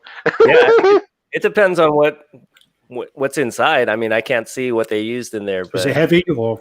It's not. He's not overly heavy, but he does have that 45-degree lean to him already. So.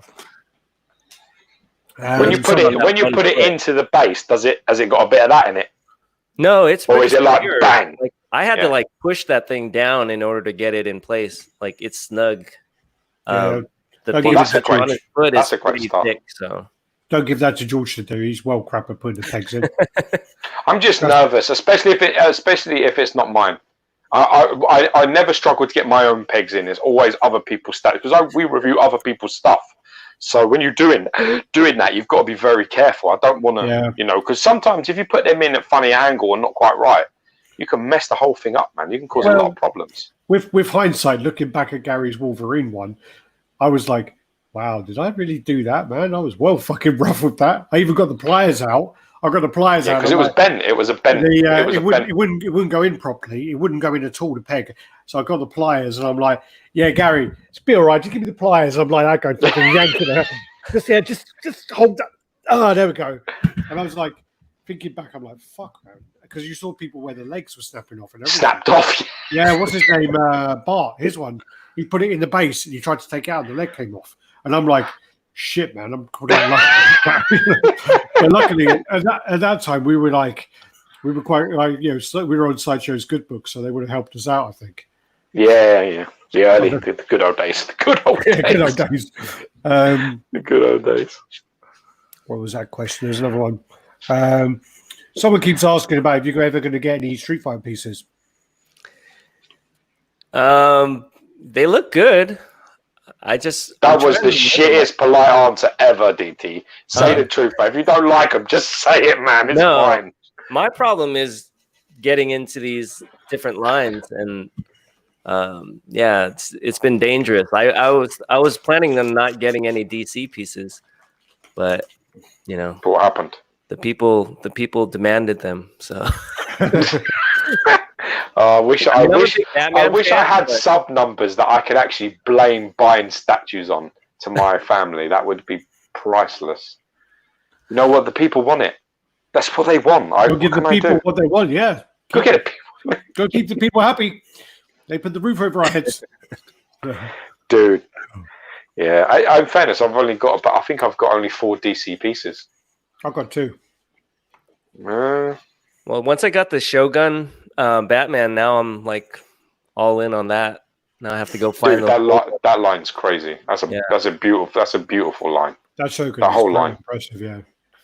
The other Batman's nice as well. Yeah. And then they got the one coming out. So I don't really like their other Batman. I don't like the first one.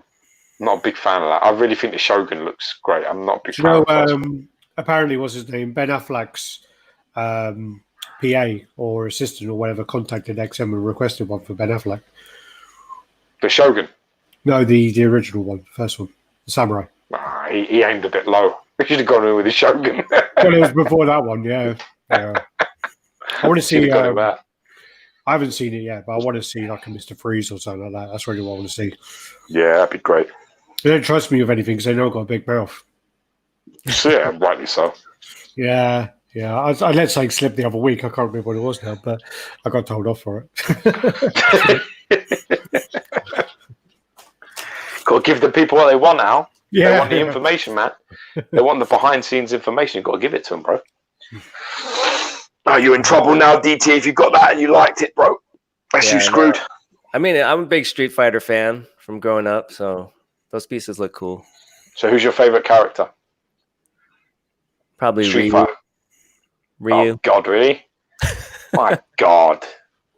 Right, on the bright side, though, if you like Ryu, you've got like a lot of choices. Because, I mean, how many Ryu pieces are there? There's got to be 15. PCS, there's loads, isn't there? Prototypes, obviously done a few. That's the best Ryu, that is, the prototypes one. Prime 1 just did one. Yeah, Prime 1 looks good. Oh, yeah. Yeah, probably if I had to get one, it would be either him or Chun-Li, just because it's recognizable, I think. Yeah, it takes you back nostalgic moments to playing. So, talk to you. So I'm just trying to read comments as I go. Alex, I talked to you about the Imaginary Marks Hulkbuster. Can you guys give any feedback on it? Because you saw it in person, and I'm excited for it. I got it over there. I literally own it. Yeah, I keep forgetting to put it in the other room or using it as an excuse. It's actually well a mess over there because my girlfriend's been sitting over there, but it's over there in the corner. Look, that's where my girlfriend's been camping out and doing her work from home shit. So, but yeah, wicked Hulkbuster, man. Imaginary Marks Hulkbuster is a wicked piece. It is really nice. I mean, I used to have it on top of 2D tops, and it actually was quite good up there. Apart from the fact I think I got a hernia when I put it up there that time. But I'm really putting off moving it because of how heavy it is. So it's been over there for about. Oh, well, that's a prototype though. So because that one must probably, I would hate to guess what that weighs. It's got to be like 40 kilos. Yeah, it's about probably 90 pounds. Yeah, and basically the base on the one I have is bigger than the base on the normal one. So yeah, it's a bit bigger. But no, super good piece, Christian. Definitely recommend it. It's one of those pieces where we got it into review and it's stayed ever since. I mean, I've had quite a few offers because I had a year before it came out, so I've had quite a lot of offers to buy it early. Big money offers. Some good deals, and then I kept hold of it. I had to buy Geo out and I kept hold of it. So yeah. How old is that piece? 5 years, maybe. Don't know. 5 years. Yeah, maybe about 5 years. Same sculpture as the XM one. Oh, cool. Yeah, Mafusa, both of them. Yeah, Mafusa, the genius. The K brothers did the concept and the work on the XM one, Kuharek brothers. Yeah, say their name. Say their name. Kuharek. No, but they also say their name. It's like Heisenberg. Say my name. They did the Bowen ones as well. They've done a few of them. They've done the Bowen Bastard and the Bowen, and they did the XM one. So they've got sort of like experience in doing it. Yeah. Yes, Sagat for Life Geo's got the Sagat. I have, yeah. Sagat's one of my favourite, actually. This guy Barry is asking the same question again about if you're going to get Street Fighter pieces. He clearly blacked out for the last 10 minutes. The answer is no. Yeah. He's not getting them because he doesn't want to get into loads of lines. Rightly so, because that's smart. At least you're getting into statue collecting in the most intelligent way. You're not just going buying all random shit all over the place, because that's a bad start. That's what we did in the beginning. Yeah, that's what we did. Yeah. I was worse. Get to that bit yet. In the beginning, I was much worse. Oh yeah, you're worse with everything like that. Every payday, I was like looking for the bargains and just buying all the cheap shit I wanted. That's why I don't have any of it now anymore, because it was all crap that I could just get for cheap. And I think the longest one I've had is the first, Hellboy from Sideshow. That's the longest. It's not a bad piece though. Yeah, nice, very, very nice piece. I've got to have like. It's not expensive, but it's not a bad piece. There are pieces that are like 3 times the price of that are much worse. So, who's my main Street Fighter person? I'm going to be boring as well and say Ryu. Ryu?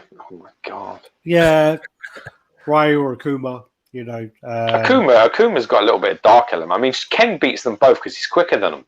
Ken's much faster to play with. I much prefer Ken. Ryu does a bit more damage, but he's slow, man. Yeah. I don't really. I've not really played. Last time I played Street Fighter was that time we did a video and I beat you and you got pissed off. Yeah, that was a good day. Basically, just like we were at his house and George was like, "Oh yeah, let's do a video where we play one-on-one on Street Fighter." And I'm like, "I've never played that one." And what was it, like 5? And I'm like, "I've never played." I think 5. Yeah, let's do it then. So we set up the camera and did it, and I beat him. And then that's the other thing I do. Yeah, but we did. The rule is that you couldn't pick your chosen characters because you can't win if I'm Ken, and you know this. So it was like, you have to randomize your characters. So it's a luck of the draw, and I think I got shit characters. I can't remember what I got, but they were pants. The people that were complicated to use. The decider, because I had like that Nick. What's that guy with the long hair? No idea. Nick or something. He's kind of whips him with the hair. PCS did a 1/6 piece of him, and basically I had him and beat you. And then I had Chung Li and you had Zangief and I beat you. Yeah, that's a bad. See what I mean? Zangief versus Chun Li. You're destined for defeat, man. It popped up. That popped up the other day on my feed for some reason, and I saw it, and I well skanked you with Chung Li. I was just doing the kick constantly. I'm watching it. Psycho Von Ferno says he has the Bowen Hellboy statue. Is stunning. Is that more the Mike Mignola style? I think it is, yeah. Yeah. It's an older piece, yeah. Yeah. Wait, what's this? While the third batch and up loose detail, the mold. What? Oh, that's a 2 of 2. Sorry. RaddTitan. Something that is posted from time to time is that the second batch is the golden batch. The first batch might have flaws that were missed and are picked up by collectors, while the third batch ends up losing detail in the molds and the previous casting. What do you think? No, because they don't use the molds that much. A molds can only be used, like, depending on how complex a statue is, you can only use a mold like 15 to 25 times, depending on how complex it is. So there'll be much more molds than 3 sets. There definitely is truth in the first batch thing. The first batch, I don't care what people tell you, I believe the first batch is not. It's not a shock that they go to local places. It's not a surprise that if Sideshow do a first batch, they go mostly to close places in the US, if not their own state. And if it's XM, it's very close, or it's Singapore, or you know what I mean. The reason for that is a test audience, and they want to make sure that it's sort of okay. And if it's not going to cost them most to get back in and to fix.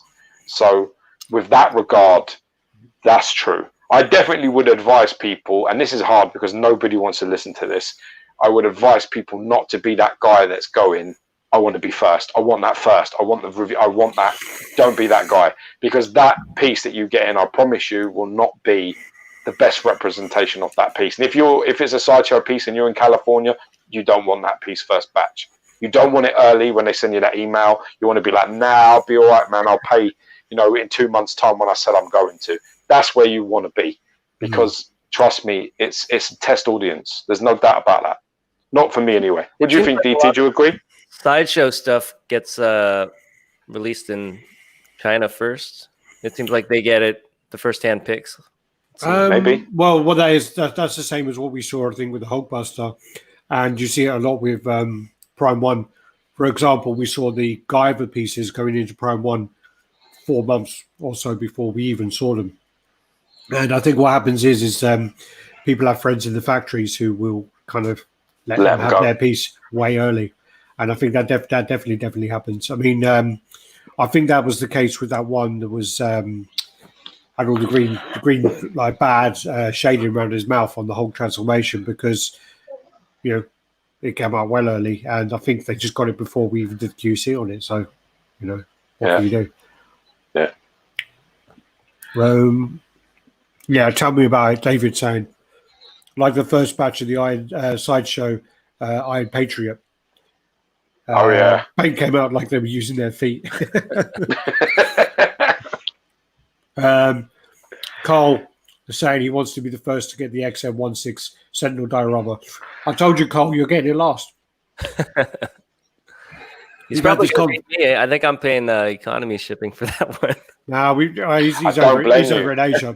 He's over in Asia, but he's been trolling me, so I've told him I'm going to look out for his order, and he's getting it last. So.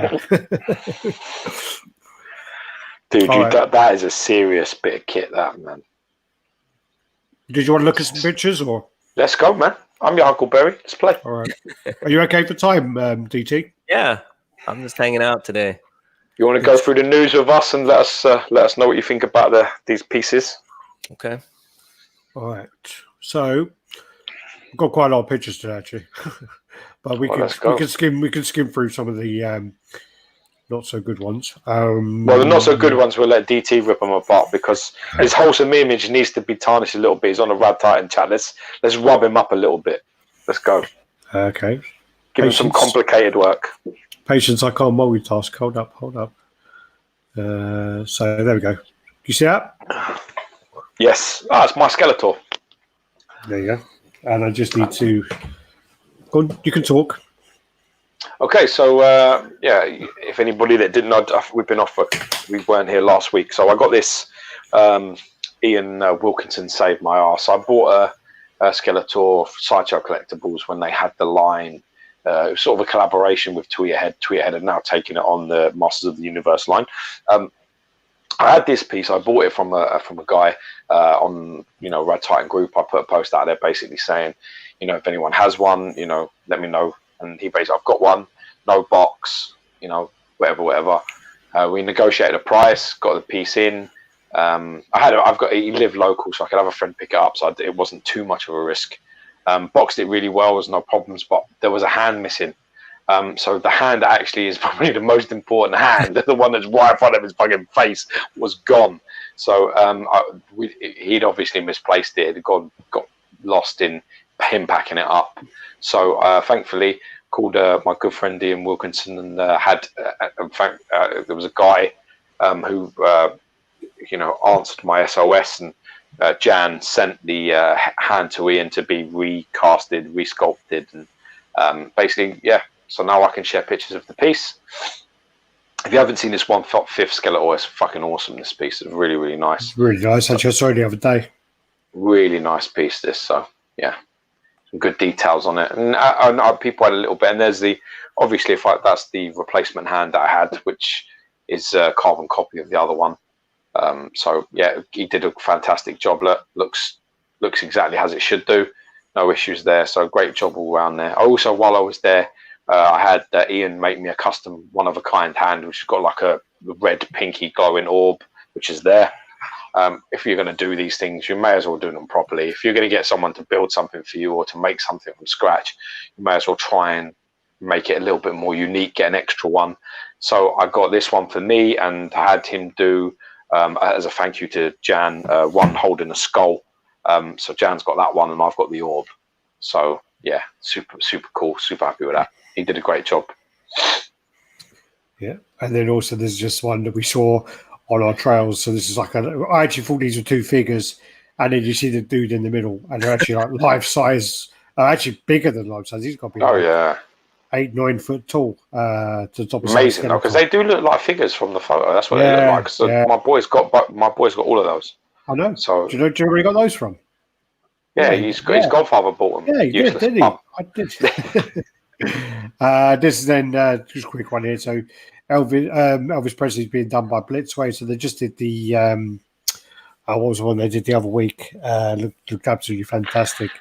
I'll come blank now, but yeah. So they're going on to the music stuff there, and then also I love a bit of Elvis, man. DT, I sing a lot. So what do you think of Elvis? You a fan? Yeah. Do you do him? Do you sing him? Yeah, I can do him. I can do Elvis. Cool. What would be your sort of karaoke number if you were going to get up and do it? Man. I'm going to guess. Are you ready? Okay, let's hear it. Suspicious Minds. That's a good one. Would you do that? Is that your call? It would depend what mood I'm in. I guess if I'm up tempo or a ballad type mood. See, no, me, I'd always pick one that's nobody knows. I'd pick Moody Blue. You don't even know that song, do you? There you are. I'm sure if I heard it. Why don't you sing it? Don't tempt me, man. I so would do it. Even George, George, I don't know that one either. Nah, don't go fuck yourselves a barrier.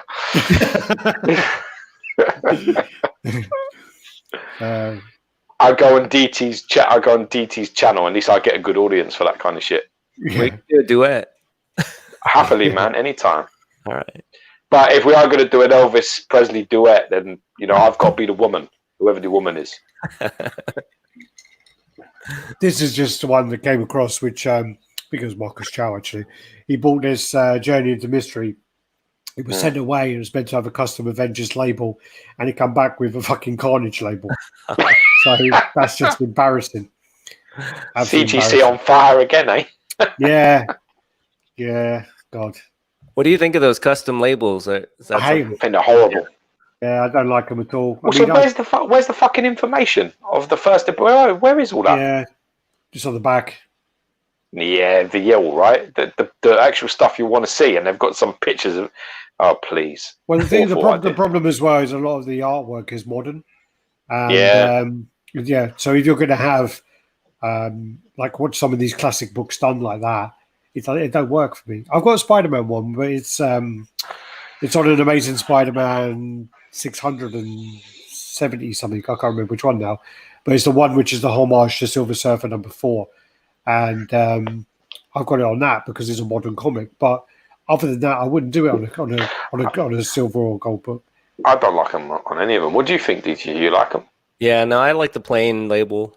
Yeah. So we're all in agreement. That's a good start to the only one I did like was the Stanley ones. Yeah. I like the Stanley ones. Yeah. This then is Figurama. We've got the license for Blame anime, so they're coming soon. Cool. I have no idea what that is, but yeah. Well, knowing Figurama is going to be ultra dynamic anyway. Again, I'm not up on all the anime stuff, but this is then Bleach. So this again is Figurama. This is sculpted by Caleb Nevsan, and Jesus. I'm going to Ichigo versus Yuquilagora. I can't even say it. DT, what does that say? It's from Bleach.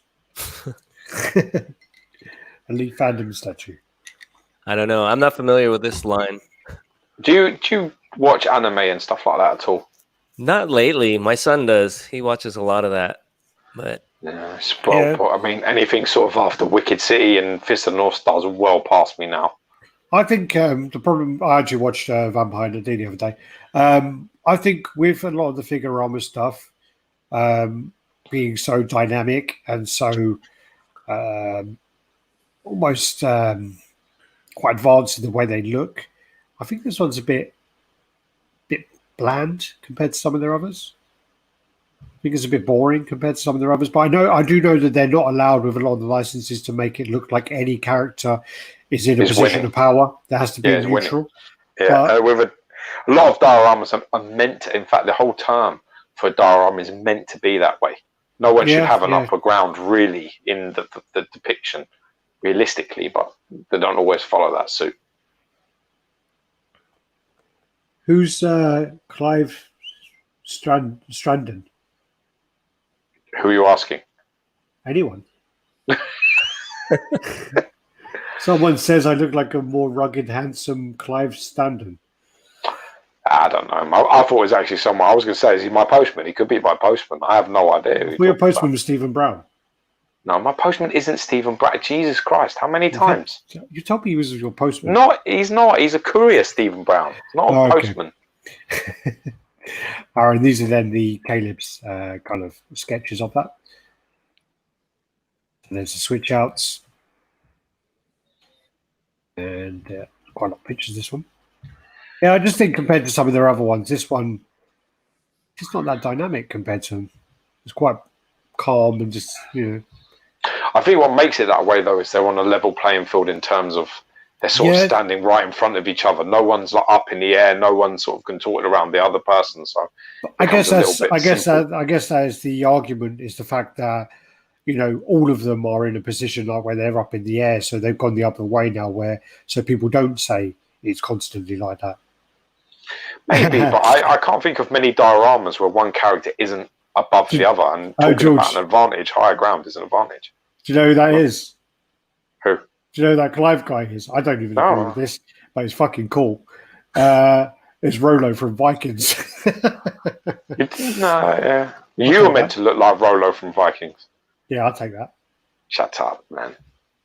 Fucking you look more like Rollo's axe from Vikings than Rollo, you fuck. This is the I think it's JND, I think it was, or JDN. This is the Arthur from Joker. This looks absolutely amazing. This actually is licensed, apparently. Crazy. The thing about this, it's from a Korean company, and it's like a limited edition to 300, and I think it's about $2,000 if I remember. The thing about this is it looks absolutely amazing, but why would anyone want that in their collection? This is a 1/3 too, right? Yeah, it's a 1/3 to match their. I think they did a Ledger. They did a Ledger Joker, didn't they? But yeah, did you like the Joker? Just asking for a friend. I like it. Did you like the Joker? The movie, the film? Yeah, I thought it was okay. It was depressing. Very. All right, good. So that's a no then, yeah? Is that a polite no? Because I hate that film. So for me, this is definitely something. I mean, the work is outstanding. Love the mixed media. And this is where mixed media really, it can't be matched. Yeah. Just things like this, like big heavy coats, like that type of material for a waistcoat. You can't sculpt that shit. It just does not look the way it should look. Shirts as well. They just can't do that yet. They just can't get it to make it look like that. And I love that type of thing with that sort of mixed media. I think it really. Again, I like the movie, and I do think it's depressing, but I do like elements of it. I like the cinematography involved, and I love a lot of elements of it. But I just think that this. I loved that. There's a fantastic bit in it. Really loved it when the fucking credits come up and it was finished. All right. I was really pleased to see that part. As soon as it come up, I'm like, Jesus, thank God for that. Well, we've had this debate many times, and it's just going to go around in circles. But anyway, I'm just saying that even though I like the film, I would never own this character. Personally. Maybe it comes with a switch out head, with a Joker head, no? No. They'll do a Joker as well, probably. All right. You guys collect a lot of movie stuff? Alex collects movie stuff. I used to collect a lot more, but the problem is you never get like a complete line. That's the problem. Even with comic book stuff, you're still not getting complete lines from companies like the bigger companies. XM went out and not just because I work for them, but XM went out and they said, look, we're going to make all these Spider-Man villains, and they made them, and they made all the unpopular ones, and other companies will just go, okay, we're going to make these 3 main characters, and then we're going to go back to the first one and make these ones again, and then we might do this other one if we've made enough profit to justify it. But it's just that's the problem I had with movie, is there was no Sarah Connor, there was no Lane Ripley, there was no Carl Reese. There's all these characters I would love. The original, loads. They're from loads of films. The original Pennywise, Candyman, all of these quarter scale ones when I was collecting horror, and they're a must, didn't they? In fairness, these are all ones that when I was collecting them, I want this, I want this, I want this, and I got fed up of waiting, so I started buying comic book stuff. So yeah, I think this is Coat of Peculiar. This is like a little part effects. I know that scene. I can even tell you where. Do you remember what that's from? Is that Billy Boy? No. That bit to me looks like the bit where there's a part where he's in the grave, isn't he? Ben. Is he talking to Ben? Yeah, I think he's in the grave in one of it. That looks like the bit where he's in the grave. I think when Stan's dead, because one of the graves is taken and he's digging the others, isn't he? And then he sort of comes and he sort of leans like that as if say, "Oh." Well, we just watched the 2 new ones, one after the other, which is a bad move to do. It's 5.5 hours or so to film. First one's much better. First one's better. The second one, it goes downhill quite a bit. But I want to watch the original and show Natalia those, because with my girlfriend at the moment, DT, basically she hasn't seen anything. I don't know what's happened, but I'll ask her and go, have you seen she used, before she had you, she had a life. She went out, she met people, she spoke to people. Yeah. She didn't sit down watching fucking getting a film education. That's what she didn't do. Well, no, but then that's why I'm teaching her now, because I don't want her to go out. I'm scared if she goes out, she'll leave me. You see it. No. So she's been watching loads of like 80s movies at the time this time, and she's like loving it. She's loving them all. We just watched yesterday. Breakfast Club. It's a 90s movie, actually. We watched Last Boy Scout. Yeah, good film. Man, it's been a while since I've seen those. Yeah. So what was the last good film you saw? I can't remember. That bad, eh? Yeah, a lot of kid stuff lately. I think really? Last movie I saw was Maleficent. This first or second one? The second one. I haven't seen it yet. I've got a steelbook, but I haven't seen it. Is it good? George. It's okay, I guess. Not really my type of movie, but the other day I was sitting down, right? Because I went to George's house the other day to see his son, not to see George. And while I was there, I was playing with his toys. And the other day I was sitting in my lounge. Actually, I was in Poland. I'm sitting in Poland. And all of a sudden I got in my head, that fucking toy that goes to the dump, to the dump, to the dump, dump, dump, to the dump. And I'm just there and I'm like, oh my God, that's in my head. I can't get out. It's like a it's a dump as a garbage truck. Yeah, garbage it's truck. It's a garbage truck, man. That's what it is. You push the button and it goes forward and it does that song. You can blame his nan. You can blame Jenny's mum for that. That's definitely her stuff. Her job is to come to my house and bring toys that don't shut the fuck up. They literally make sound all the time. Sometimes, even when you don't touch them, you're sitting in the front room and all these toys are stored in the conservatory and other places, and you can just hear them going off. And you're like, what the hell's going on? There's no one even in there. Yeah. She does it to upset me, I'm sure. I'm sure of it. God. That's the way to do it. And then also that Moana, like, just that part where he's like, it's okay, you're welcome. Oh, God. I don't know the rest of the song. That's the only bit I kept getting in my head. Moana's awesome, though. My son loves that as his favourite Disney film at the moment. All right. Back to the pictures anyway. So this is back to work. Prime 1 and Queen Studios. That looks like, what's he called? The Road Warrior, Mad Max. That looks like Mad Max. Yeah, that's his car. You would know, actually. I'm not a big OG Mad Max fan at all. The first one's crap. The second one is good. The third one's all right.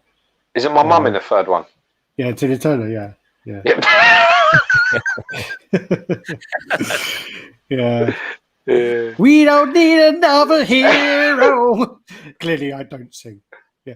Then this is the Prime 1 half scale Bale, which they normally do all their 1/3 pieces, but obviously Queen got the 1/3 scale for that. So they're doing that at the moment. Sonar. Oh, do you want to know a funny story?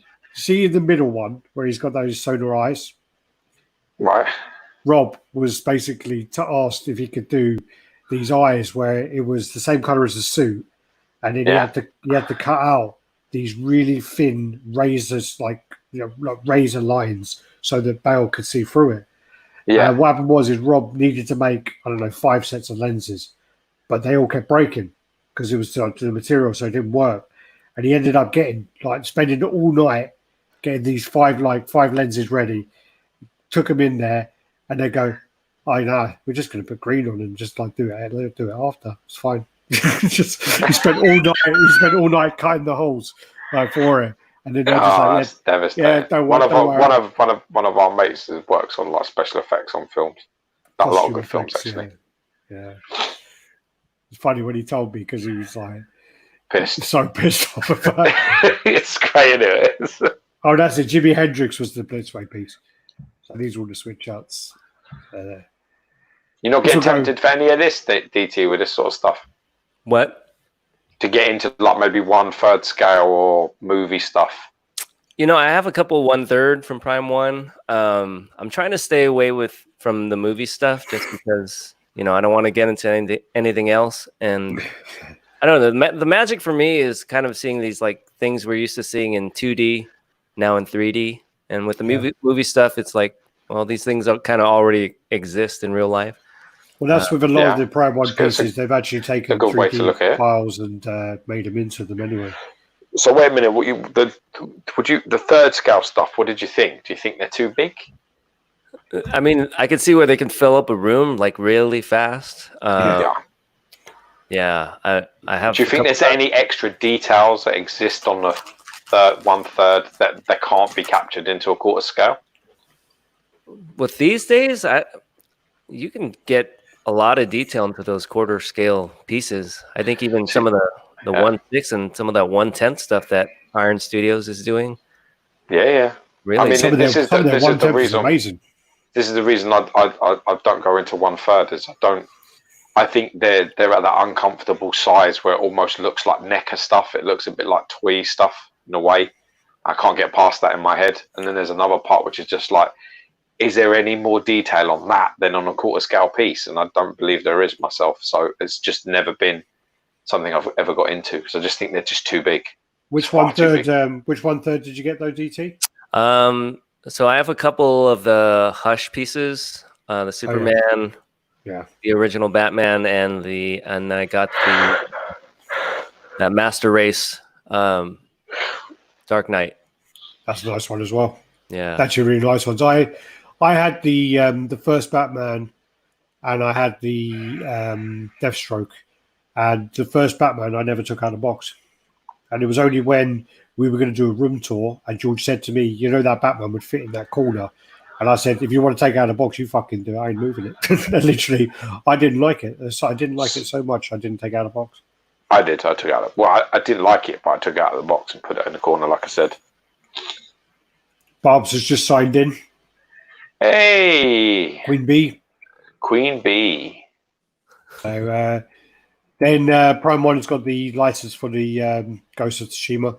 I'm interested in this game. This game looks good, right? This game looks cool. The game is meant to be phenomenal, but the only thing people complain about is playing the flute. It's not meant to be very fun. What do you mean? What the fuck's the flute got to do with anything? He has a flute and he plays a flute, but apparently that's not meant to be too easy. And if he's playing the flute, is it important? Do you need it? Do you need to play the flute? I don't know. So it put me off one of the Batman games. They made me drive around, and it turned into a racing fucking game. I just was like, this isn't what I got Arkham Batman for. It was just a few of the people have I've read all the comments saying absolutely amazing, one of the most beautiful games ever, looks phenomenal. Flute sucks.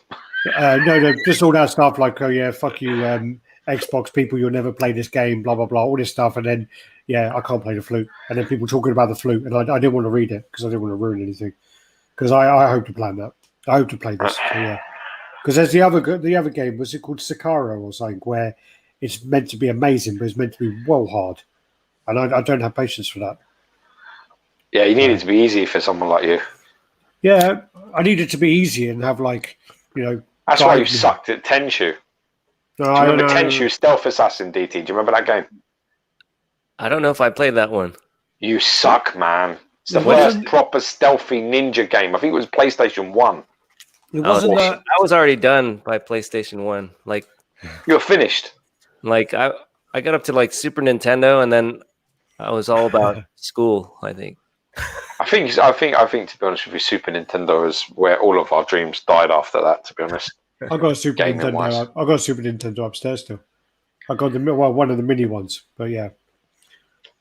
Got it in my room playing it. All right, I might have to get this game then. It's meant to be really good, but cool. I've not really read much about it. This then is the Prime 1/5 Gotham by Gaslight. So it's kind of like a steampunk kind of version. I saw this in Japan actually. How did it look? Cool. No. It's all right. Them first two pictures of it are horrible. Really bad. They're really bad photos. Like whoever actually paid somebody to this for promotion should be fired immediately. It's meant to be like shit. Shut up. It's meant to be like in the old times, like London, where it's all polluted and all smog. So so in London, they have shit cameras at the same time. But it didn't have any. It looks awful. This looks awful. You can't see anything, and the details. It almost looks like it's a figure in these. It doesn't look like it's a stat. It looks like it's a figure there. That looks better. That looks much better. The smoke was shit. The smoke was terrible. Oh, in person. Yeah, it doesn't Yeah. look great there, does it? Smoke. It's hard to do though, isn't it? Let's be honest. I mean, that's all the heads. The Sideshow still can't grasp fucking snow after about 25 years of trying. The snow is the worst snow ever. I mean, honest to God. Yeah, everyone's saying that the Sicario game is amazing, but incredibly hard. Gio's honesty gives me life, man. Sicario was amazing. Edwin Diaz, a night sunny day in London. And they're all talking about the game now. Yeah, that looks cool. The newspaper is Batman killer. The city's gripped by fear. Not a fan of this, to be honest. I'm not going to lie. You can see more pictures of this because this was a picture. Wow, released. that's fucking horrible. Dreadful. This looks absolutely dreadful. This is a 1/3 pop culture shock. Deadpool. Don't tell me that, man. The base is meant to be inspired by the Savage Lands, so that's why you got all these plants and things. But the saturation's fucked on this picture anyway. So hopefully it's that. It could be. It must be that. That's a really bad photo, but that's a really bad. In fact, in fairness, I'm being far too kind. That pose is horrid. Yeah. That to me is what I get. That is the, I hate to say this, but that is the fat, middle-aged, client that's trying to do a lunge for the first time. And I'm like, what the fuck is happening here? That is an awful pose, honest to God. Like, no, yeah, that's no good. And then I don't think this is. Is this their Venom Pool? This goes with the Venom Pool. Is this not their Venom Pool? I think that's a custom Venom Pool. Oh, sorry, I mixed up the pictures then because you sent me like 100 pictures. I quite like that. That custom Venom Pool looked pretty cool to me. Custom Venom Pool. All right, and then this is their Venom Pool from the back. And I didn't realise that Venom Pool is 1/3. I thought it was quarter scale. No, always 1/3. Always 1/3. But that saga is massive. So whoever's getting that Venom Pool, yeah, you're going to struggle to display this because that looks. I watched their unboxing though. Did you see their unboxing that they did for that Venom Pool? It looked really impressive, man. Sideshow unboxing of that? I think it was. I'm sure it was shot a Sideshow one. Very impressive. Yeah. I thought the videos, the nice. Details on it looked really nice, like exceptional. In fact, too big for me. Like it's too big, and the price is ridiculous as well. Yeah. What are they charging for the Deadpool? I don't know. There's not been announced yet, but the Deadpool is Hopefully it's about 37 quid because that's how much it looks like it's worth from that picture. Jem did a video of Deadpool, so I'll check that out afterwards. Omar's just signed in. Yo, my good brother. morning. Good morning, Omar. Love you, man. Apparently, they sacrificed so much for this piece in order to get it to fit on the base for the Venom Pool. Yeah, they've sacrificed a lot for the Deadpool to get it to fit on the Venom Pool base, apparently. Yeah, but this is the problem with that whole sort of idea. You know, you should have just left it alone. I mean, what you could have done is you could have done the Deadpool where it just sort of like butts up against the other one. Yeah. You know what I mean? Or have it crouched or something, like with a sword in the ground. Like a samurai, like sword in the ground with his hand sort of on the thing and on sort of one knee, looking dead ahead or something. You could have done a lot with it. I just don't. What you did, I mean, it looks like you took. Actually, that's an insult to Bowen Designs. I'm not even going to say that. I'm not even going to say that you took a Bowen Designs because his poses are better. Just it's not good, man. And if you've sacrificed that much to get it to go with it, then I think for it to be standing up means you haven't even thought about it from outside the box. To be honest, I mean, you can see by looking at that statue how much ground is taken up. There's no space there. Look at it from the back. Where's the gap so you could display anything? The Venom Pool is 2.5K on the Sideshow website. Shit. Yeah. Assassin's Creed, so Valhalla is going to be Pure Arts are going to be putting out some pieces for that. So sweet. We've seen some of their other pieces. Looks absolutely amazing. So excited to see what they're going to do. Their Assassin's Creed stuff, the Enzio and what's his name? Fucking mental. Both of them really nice. This is Queen Studios, so they're going to be making more 1/1/1/2 and 1/4 scale statues for Marvel Comics and the MCU. So excited to see that. Queen Studios also just had a second birthday. That's coming up very soon. So happy birthday, Queen Studios. Also, congratulations. Infinity Studios just had their 5th birthday, so happy 5th birthday to them as well. This then is talking about Action Comics #1. This is then the Royal Salinger Action Comics #1 pewter statue. I feel DT's bank account losing a few digits as we speak. Well, this is a lot cheaper than the book. So. Yeah. Well, even the reprints of Action Comics go for a lot of money as well. Yeah, I got one in one of those Loot Crate boxes. Yeah. a reprint? Yeah, it's like a reprint. It looks just like it. It just doesn't have a 10-cent stamp on it. You know what I do like, DT? Have you ever seen those the covers that are made of silver? Yeah. Yeah, I've got one of those for I think Amazing Fantasy. Yeah, Amazing Fantasy. I've got one of those, and they're really nice. And you get them in a CGC case as well. So yeah, I've got that. It's like the only 10.0 I own. Then we're on to this one. So should we go through a few pictures first before we go into it, or? Yeah, go do it. I've got to say though, this looks so much better from these pictures than the actual pictures they showed at the con. Basically, the issue I have though is if you look at his thighs look like they merged at the top. Yeah, even from the back it looks like that. I like the colours in the portal. I like the way they've gone for the idea of keeping him one piece. I think the Silver Surfer, the old one was great, but the seams are horrendous in the old one, and keeping it one piece is smart, very smart. The only one of the other complaints people have is you don't have the Jack Kirby pants on, but I think it looks better. Definitely looks better. What do you think? I'll let DT go. Go. Yeah, well, it's sort of like what I was saying earlier. I mean, if you're into that stoic Silver Surfer, I mean, it looks great. If you want something more dynamic, you might have to wait.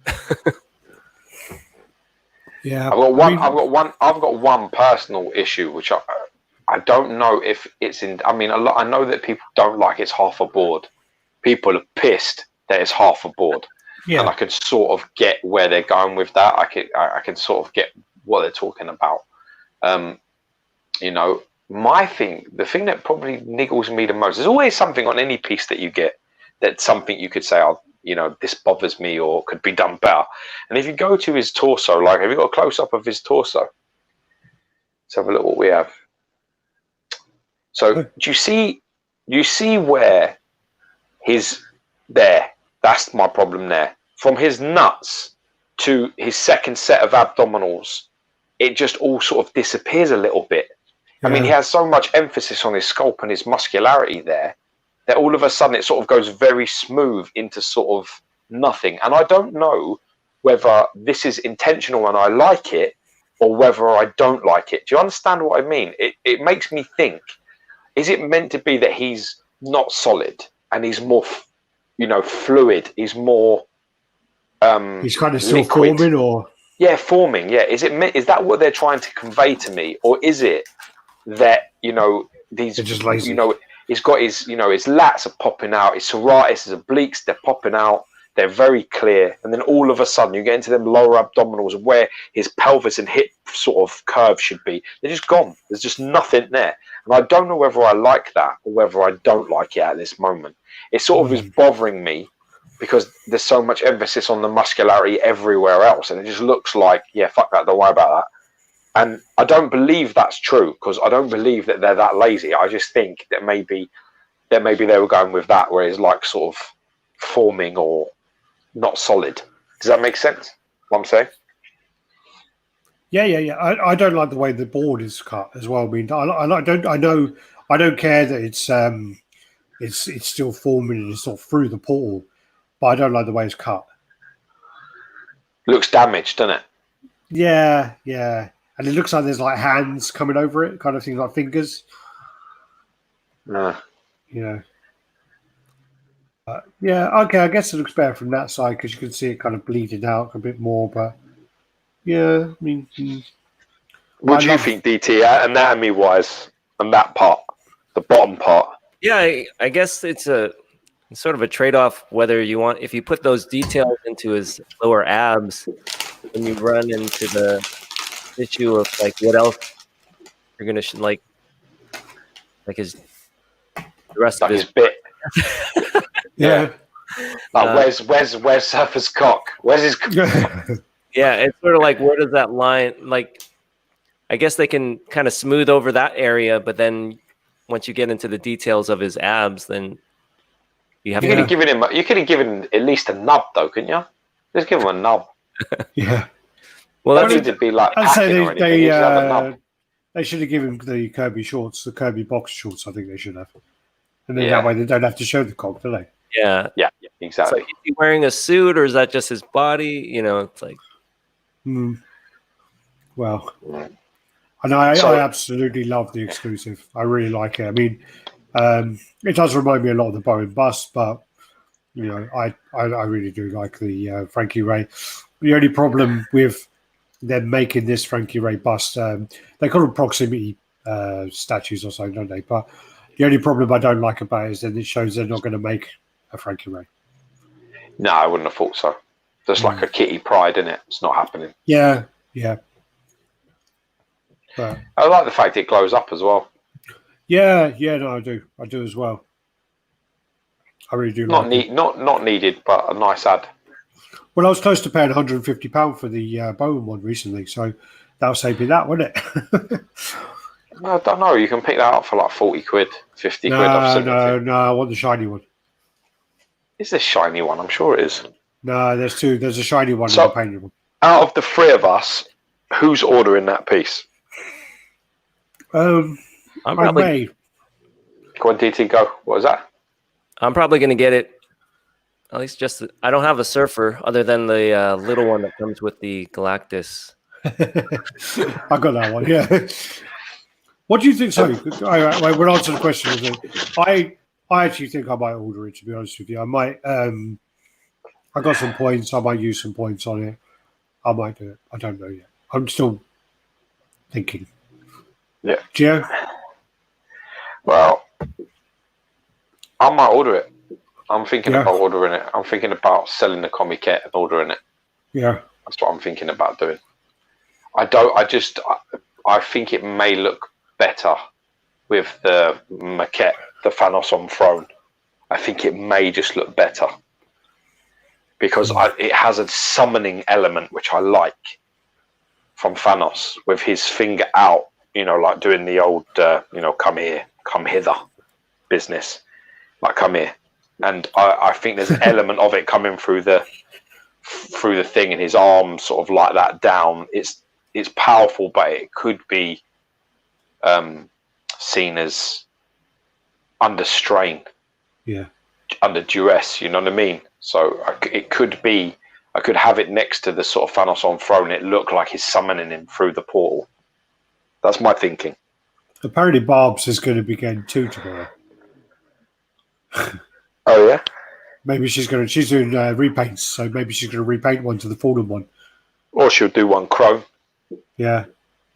One or the other. Maybe.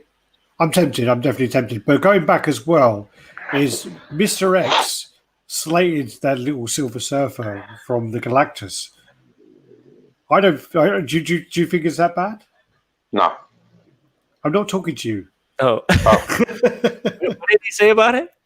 He was like really slating it, going, "Oh, it's rubbish. It's got no detail, and it doesn't look right, and blah blah." And I'm like, "What do you expect? It's about 2 inches tall. It's tiny." Yeah, I think for the purpose it serves, it's perfect. I mean, it's absolutely. Oh, bless you. You're quite upset by that comment, aren't you, mate? Because you really like it. When I see him next time at a con, I'm going to speak to him about this. And I'm just don't touch him. I'm going to tap him on the shoulder because of Don't do that. You don't like that. Yeah, she's going to do one black chrome. Yeah. Fallen one. That'll be nice. So actually, our conversion rate is looking likely to be 100% here. It's interesting considering how much hate this is getting everywhere else. I never gave it any hate. I mean, we're not talking about anybody here doing it. I'm just saying it is. I'm just finding it interesting that out of the 3 of us, we're all thinking about buying it. Well, even on the mod group, no, not the mod group, the UK group, they were bashing it. And I was just like, I just need to see more of it. I need to see it. Because that's one of the things as well. I want to bring up, which that being next to the Doctor Strange, one of the things that people weren't talking about was how great that Doctor Strange looked. The Doctor Strange looked really good, and I think I did nothing for me at all. But I think it looked great, but I think it was overshadowed because of the fact that everyone was like wanting the Surfer. If they would have displayed Doctor Strange next to someone else, he would have got a lot more attention. Yeah, probably, yeah. Yeah, the abs look a bit more detailed there, George. No. Yeah, it's got a little bit more shadow under that those lower abs. I think it's just because there's no light on it. I think once you shine the light on it, it just becomes this blank space. And like I said, I think your DT might be right. I think maybe it's them trying to be like, look, well, if we get too detailed around there, then we're going to have to do something with his nuts and his bits. What are we going to do with them? That's some firm buttocks right there. That's some glutes of steel, man. All right, then we've got the Bane. So this is I sent you a nice picture. What shit is this? These are the ones you sent me. This one? No, that's not my picture. I sent you a better picture than that. Probably don't worry about it. Oh, fuck off. Bane looks nice though. It looks a little bit more animated series, but I like it. It isn't better than the other one they did. No, that's just me.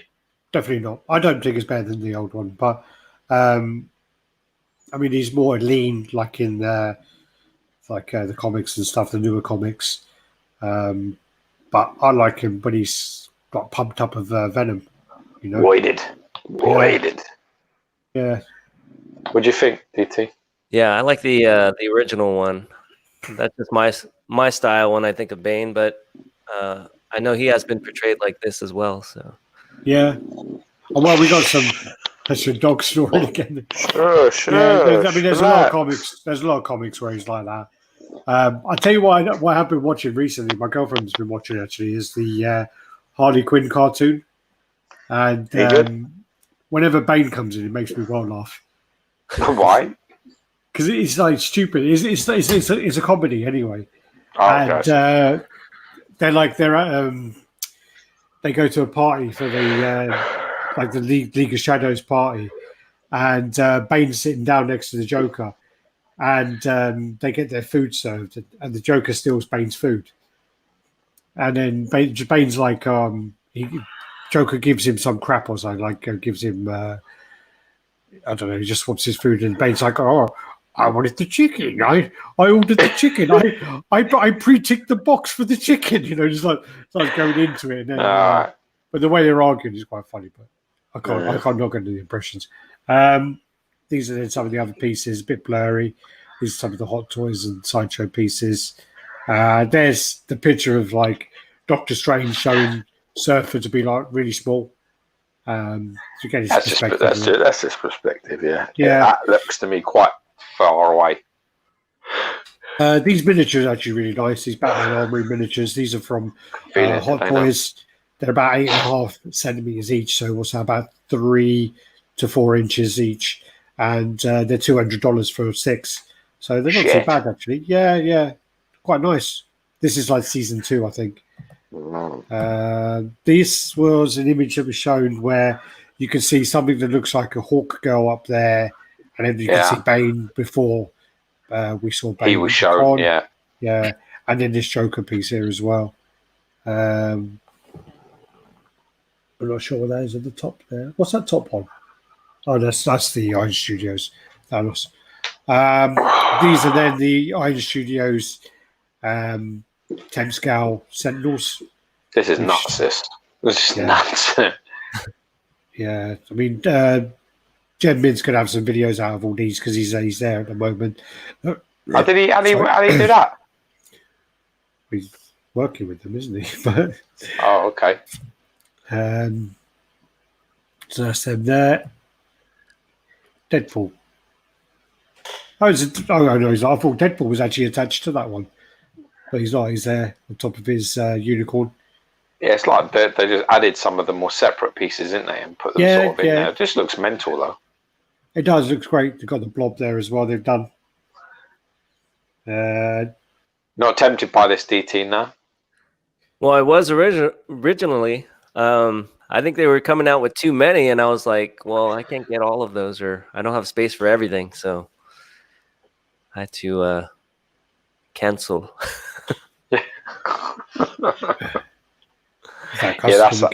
That's the fan art. Yeah, Venom Paul looks nice. This then the Obi-Wan Kenobi, which was shown, but I don't actually think I've got pictures of that one. I don't think I've got pictures of that. But it was shown, this is another Sideshow bust. Then Tilt bothers me, man. Barbarian Mythos. Tilt bothers me a little. It's like he's going to me, huh? What? What did you say? What did you say, George? Then you got the Scarecrow there in hand. Looks cool. This looks cool. I saw him in person. I wasn't that impressed, but this picture looks great. And back to these ones. Silver Surfer. I've got loads of these. Don't need to show them because we've already seen it all now. Yeah, don't do that. Catwoman, 1/4 scale Marquette. So they're doing another one of those in collaboration with Tweeterhead. So hopefully the face will be better on this point, one. Yeah. Have some nice mixed media on it as well. They've got XM Studios Lobo. The edition size has been announced to 258 on that.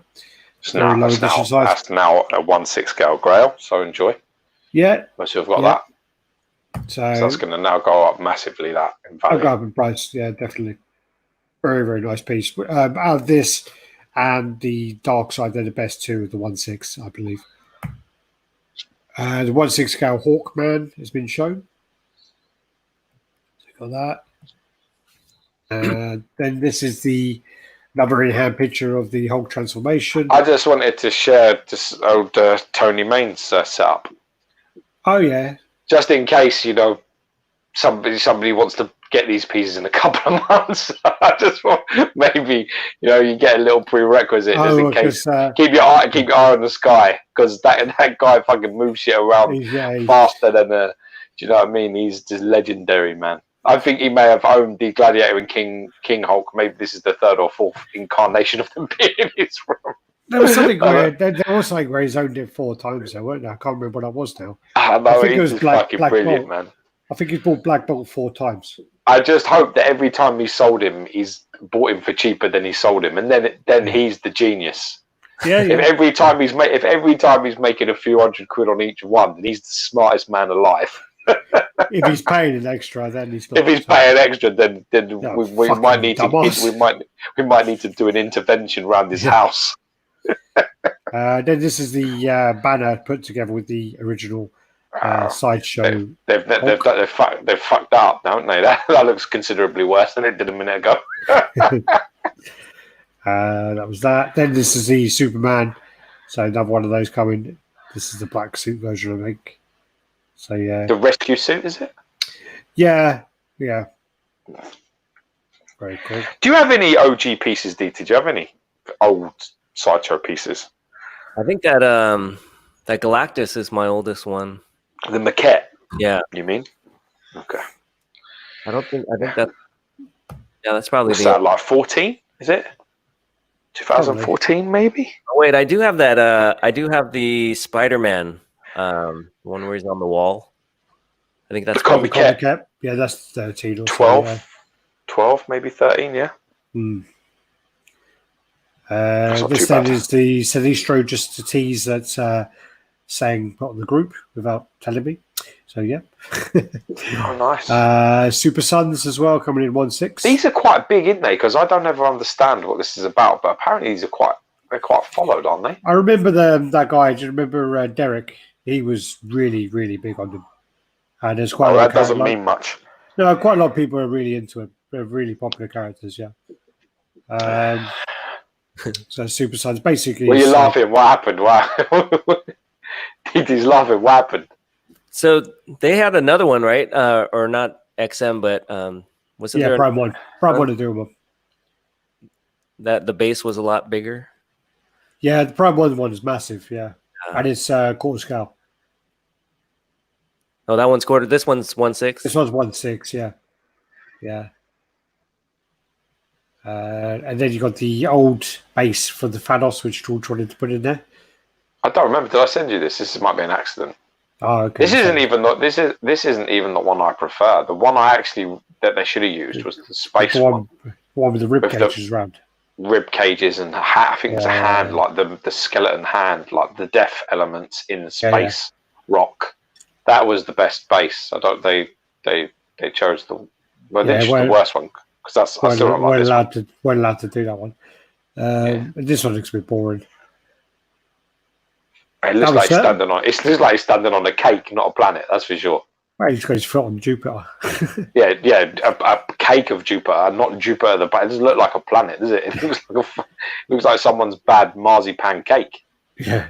Apparently, the Super Sons omnibus just sold out really quick, and Nicholas is trying to scramble to get one in his collection. I was going to ask you, DT, with your kids being with your stuff. What's their favorite sort of comics? Are they into it? My son likes he saw the Into the Spider-Verse, so he's really into that Miles Morales. Oh yeah, okay. Yeah, all that stuff. Spider-Man's probably his thing, but he liked the MCU stuff, so Avengers. He doesn't really films do well. Yeah, films are awesome. He's lucky to be sort of semi-young when they're sort of all coming out of stuff we all dreamed of seeing when we were kids. Yeah. The films that they made when we were kids, man, Jesus Christ, the guys that made them films should be in jail. What's that? Which one? The superhero films that we watched when we were kids.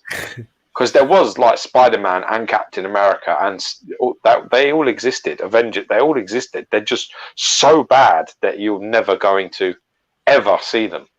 In fact, the best is still Bill Paxton, Incredible Hulk. That's still the best. That's still the best version of any Bill sort of... It is Bill Paxton. Of course it is. Bill Paxton, I'm sure it is. The TV show? Yeah, the TV show. And he did a couple of films as well. The Death of the Incredible Hulk and something with Thor as well. They did a couple of features, didn't they? But they were the... Do you know what's funny though? Because it's interesting that they say that I would say that because the guy that made those films, Bill made that. Bixby. Is it Bill Bixby? Bixby, yeah. Yeah, Bill Bixby. That's his name. Yeah. Well, the reason why the TV show stopped is because he died, didn't he? But I mean, the funny thing is, the guy that directed the TV show actually said, like, that he wanted to make it as far away from comic as he possibly could, even to the point where he called Stan Lee up and he was like, "Listen, you know this green thing? Yeah, this is not going to work." He was like, he didn't want it to be green, and he was like, Stanley was like, "Well, you know, it's kind of imperative that he's green in the story." And he was like, "Yeah, I think I'm going to go a different way. I think, you know, I'm going to just have him Blue Ferrigno as normal." It was a bit like, you know what I mean? But he really wanted to go as far away from comic book as possible. My sister was terrified of that. Oh, I think we all were a bit terrified of that. Lou Ferrigno with them eyebrows is terrifying. Next one. So this is then a teaser of the XM Studios new Venom. So we're working on one of those. Can I ask you a question? Is there a reason why it's exactly the same fucking pose as the last one? Well, you haven't seen the whole of it yet, have you? Well, I can still see that the arm is up and the elbow's up and the head is down and the traps are behind him and he's leaning down. Why is that? I mean, why is that? I mean, what were you thinking? Honestly. Well, personally, could you not got, unless this fucking thing is upside down or the wrong way around, you've got a problem, because you've basically done the same fucking statue. At least that whole arm and head down thing is so similar, and the changing of the mask. I said this today, and I felt like I said this when they shared this that sang, and honestly, it feels to me like he doesn't understand. Like the way they come back with their answers, it's like, am I speaking in Greek? Because it's quite obvious. Why fix something that isn't broken, eh? It's just like, what are you doing? Why is he leaning forward like that? Why don't you change the pose on it? There's a million things you could do with Venom. It's exactly, it looks, doesn't it? Am I wrong, DT? Does that just look like XM Venom to you? Yeah, no, it looks. That's when I first looked at it. I thought it was the original. But yeah, thank you. Yeah, well, case closed. You're right. Where's my case? Well, we'll see what it looks like. The prosecution rest. When we see the rest of the statue. Well, I know that the Kucherak brothers are working on it and they're amazing, so I have no doubt that they'll do something. But then whatever's going on here, hopefully it's just a bullshit tease and it'll look nothing like this, because it shouldn't be in that hunched over, arm, elbows bent, claws like that, with his head down, the traps above him and all that. It's just too similar. You're literally making the same statue again, so hopefully they'll change it. We'll see. A lot. These are then all the in-factory pieces that are coming. So saw some amazing paint of the Thanos one earlier. Yeah.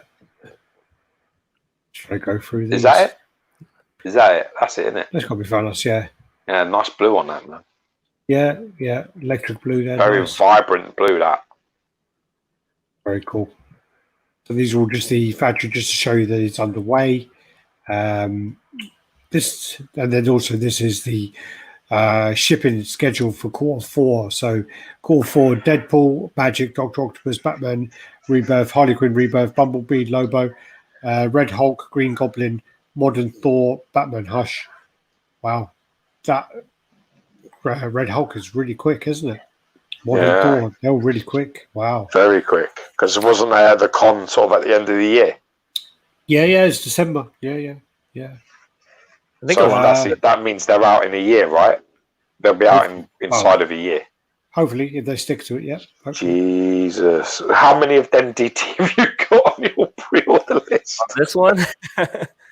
I have Magic, Doc Ock, Bumblebee, Red Hulk, and Modern Thor. Oh, you poor man. I thought they were going to come out later. Yes. Yeah, yes. So did a lot of people, yeah. Yeah. This then is Cody Spencer's repaint by John Alred of the Sideshow Thanos market. Nice. This is another repaint of Phoenix. I don't know who painted it, but that looks just like shows you how amazing Phoenix you can make things look, doesn't it? Look at that. Pro paint versus factory paint. Is this meant to be Aquaman? Or? Yeah, it's like a King Aquaman or something. It looks cool as shit, doesn't it? It's like Poseidon, yeah. Does look like Poseidon. So yeah, this is Aquaman Customs. We're on the two now. Or it could be King Trident from Little Mermaid. Yeah. Could be easily. This then is a custom Chung-Li. I just think it's just a render, but yeah. DT, this is for you, man. This actually looks like the Connecticut's pose for Cammy. No. Is it not Cammy? Yeah, Cammy, where she's like sliding. Yeah, it doesn't. She's got more clothes on than some of those other ones I've seen. Yeah. Well, they're doing that with a lot of the customs now. They're making them so you get a version with no underwear. And yeah, they got a lot of them with the Resident Evil characters and the Final Fantasy characters. See, and you wonder why statue collecting gets a bad name at times, dear. This then is the Co-Signature Collectibles Doctor Doom. I think this Like is based this from the on cover, Silver isn't it? Circle 107, I think. Yeah, it's a nice cover. Loads of people comment when I shared this going, is that Sideshow Silver Surfer? Again, it's a video as well. God. Does look nice though. This is another custom one. Don't know who this one's by, but God Doom. I don't like the unmasked one where he's looking at his mask. I like it where he's looking at his Tesseract though, like that. Yeah. Or his fist. I like that one best actually. See, I'm a comic enthusiast. For me, that's not the Tesseract, man. No. Or the Cosmic Cube. Yeah, the Cosmic Cube. Loads of options there to display that. I don't know, make someone actually. This is, I can't remember the character's name now. Dormammu? No, it's not. It's someone else. It's Etrigan. Who? His name is Etrigan, the demon. I don't know him, dude. It's a DC comic. Yeah, it's a DC comic character, but I've never heard of it. Yeah, so someone said it to me last week, and so you got to show this. I said, it looks cool, but I got no clue who he is. And he told me. But also, as well, I mean, this is just a render, right? Yeah. Yeah. See, I don't like it when they do this with renders. They do this lava thing effect that just is a little bit of a. I just don't like it really. I think you've got to be careful with this because you sort of lead away to how something will look, and it won't look fuck all like that later. This is a custom Green Goblin. Can't see if that's by another custom.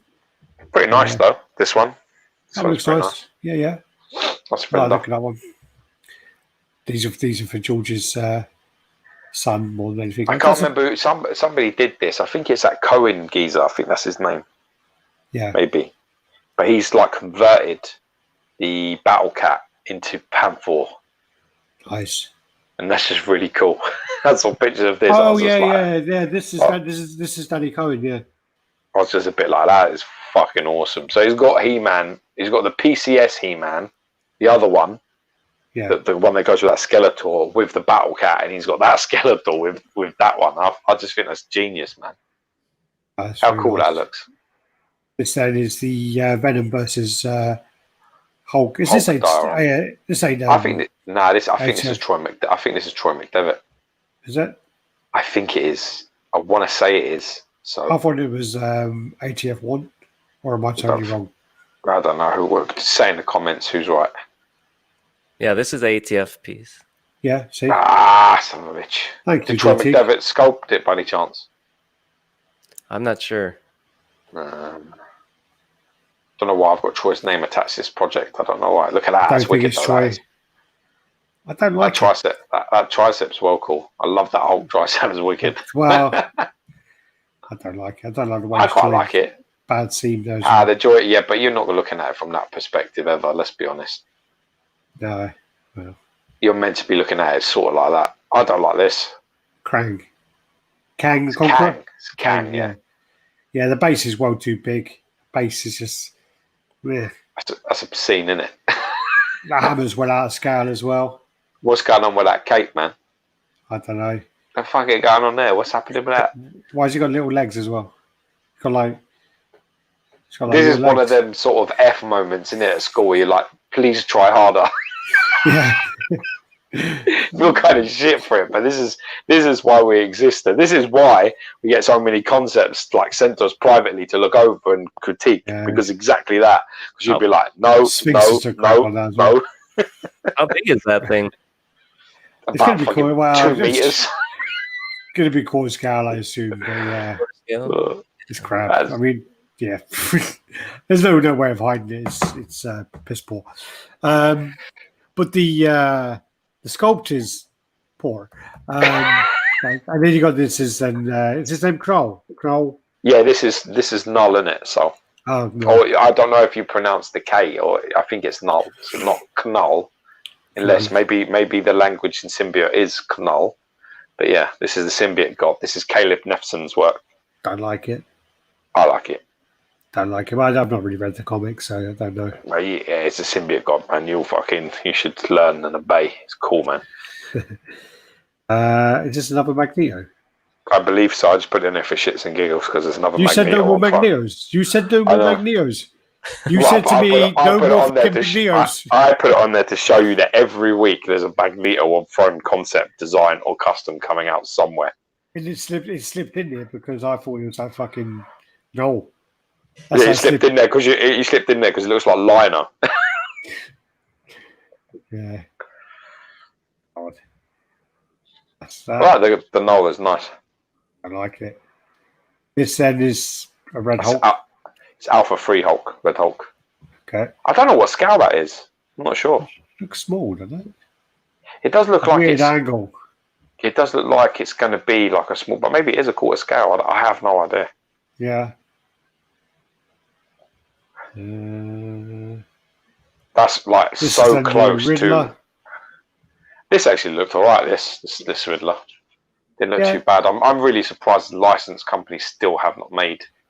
I think this is one that was it Mr. X was pushing this one quite a lot at one point. I think it's Mr. X. I don't know. It looks pretty cool though. Again, you want mixed media for this. You want Sideshow to do this, and it'd be a premium format, or you want mixed media on that, didn't you? Those lights are good. Yeah, cool, isn't they? Yeah, I think DT's falling asleep. I think DT's falling asleep now. Yeah, it's given up on us now. Then we got dude. If you keep waiting for us to tell you, you better you'll get in for a long night. Little custom rocket. I don't know much about that one. This is nice actually. Custom. Sinister. I've not seen this. I've not seen this one before.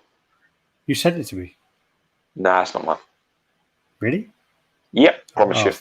It's probably probably something that you shouldn't share.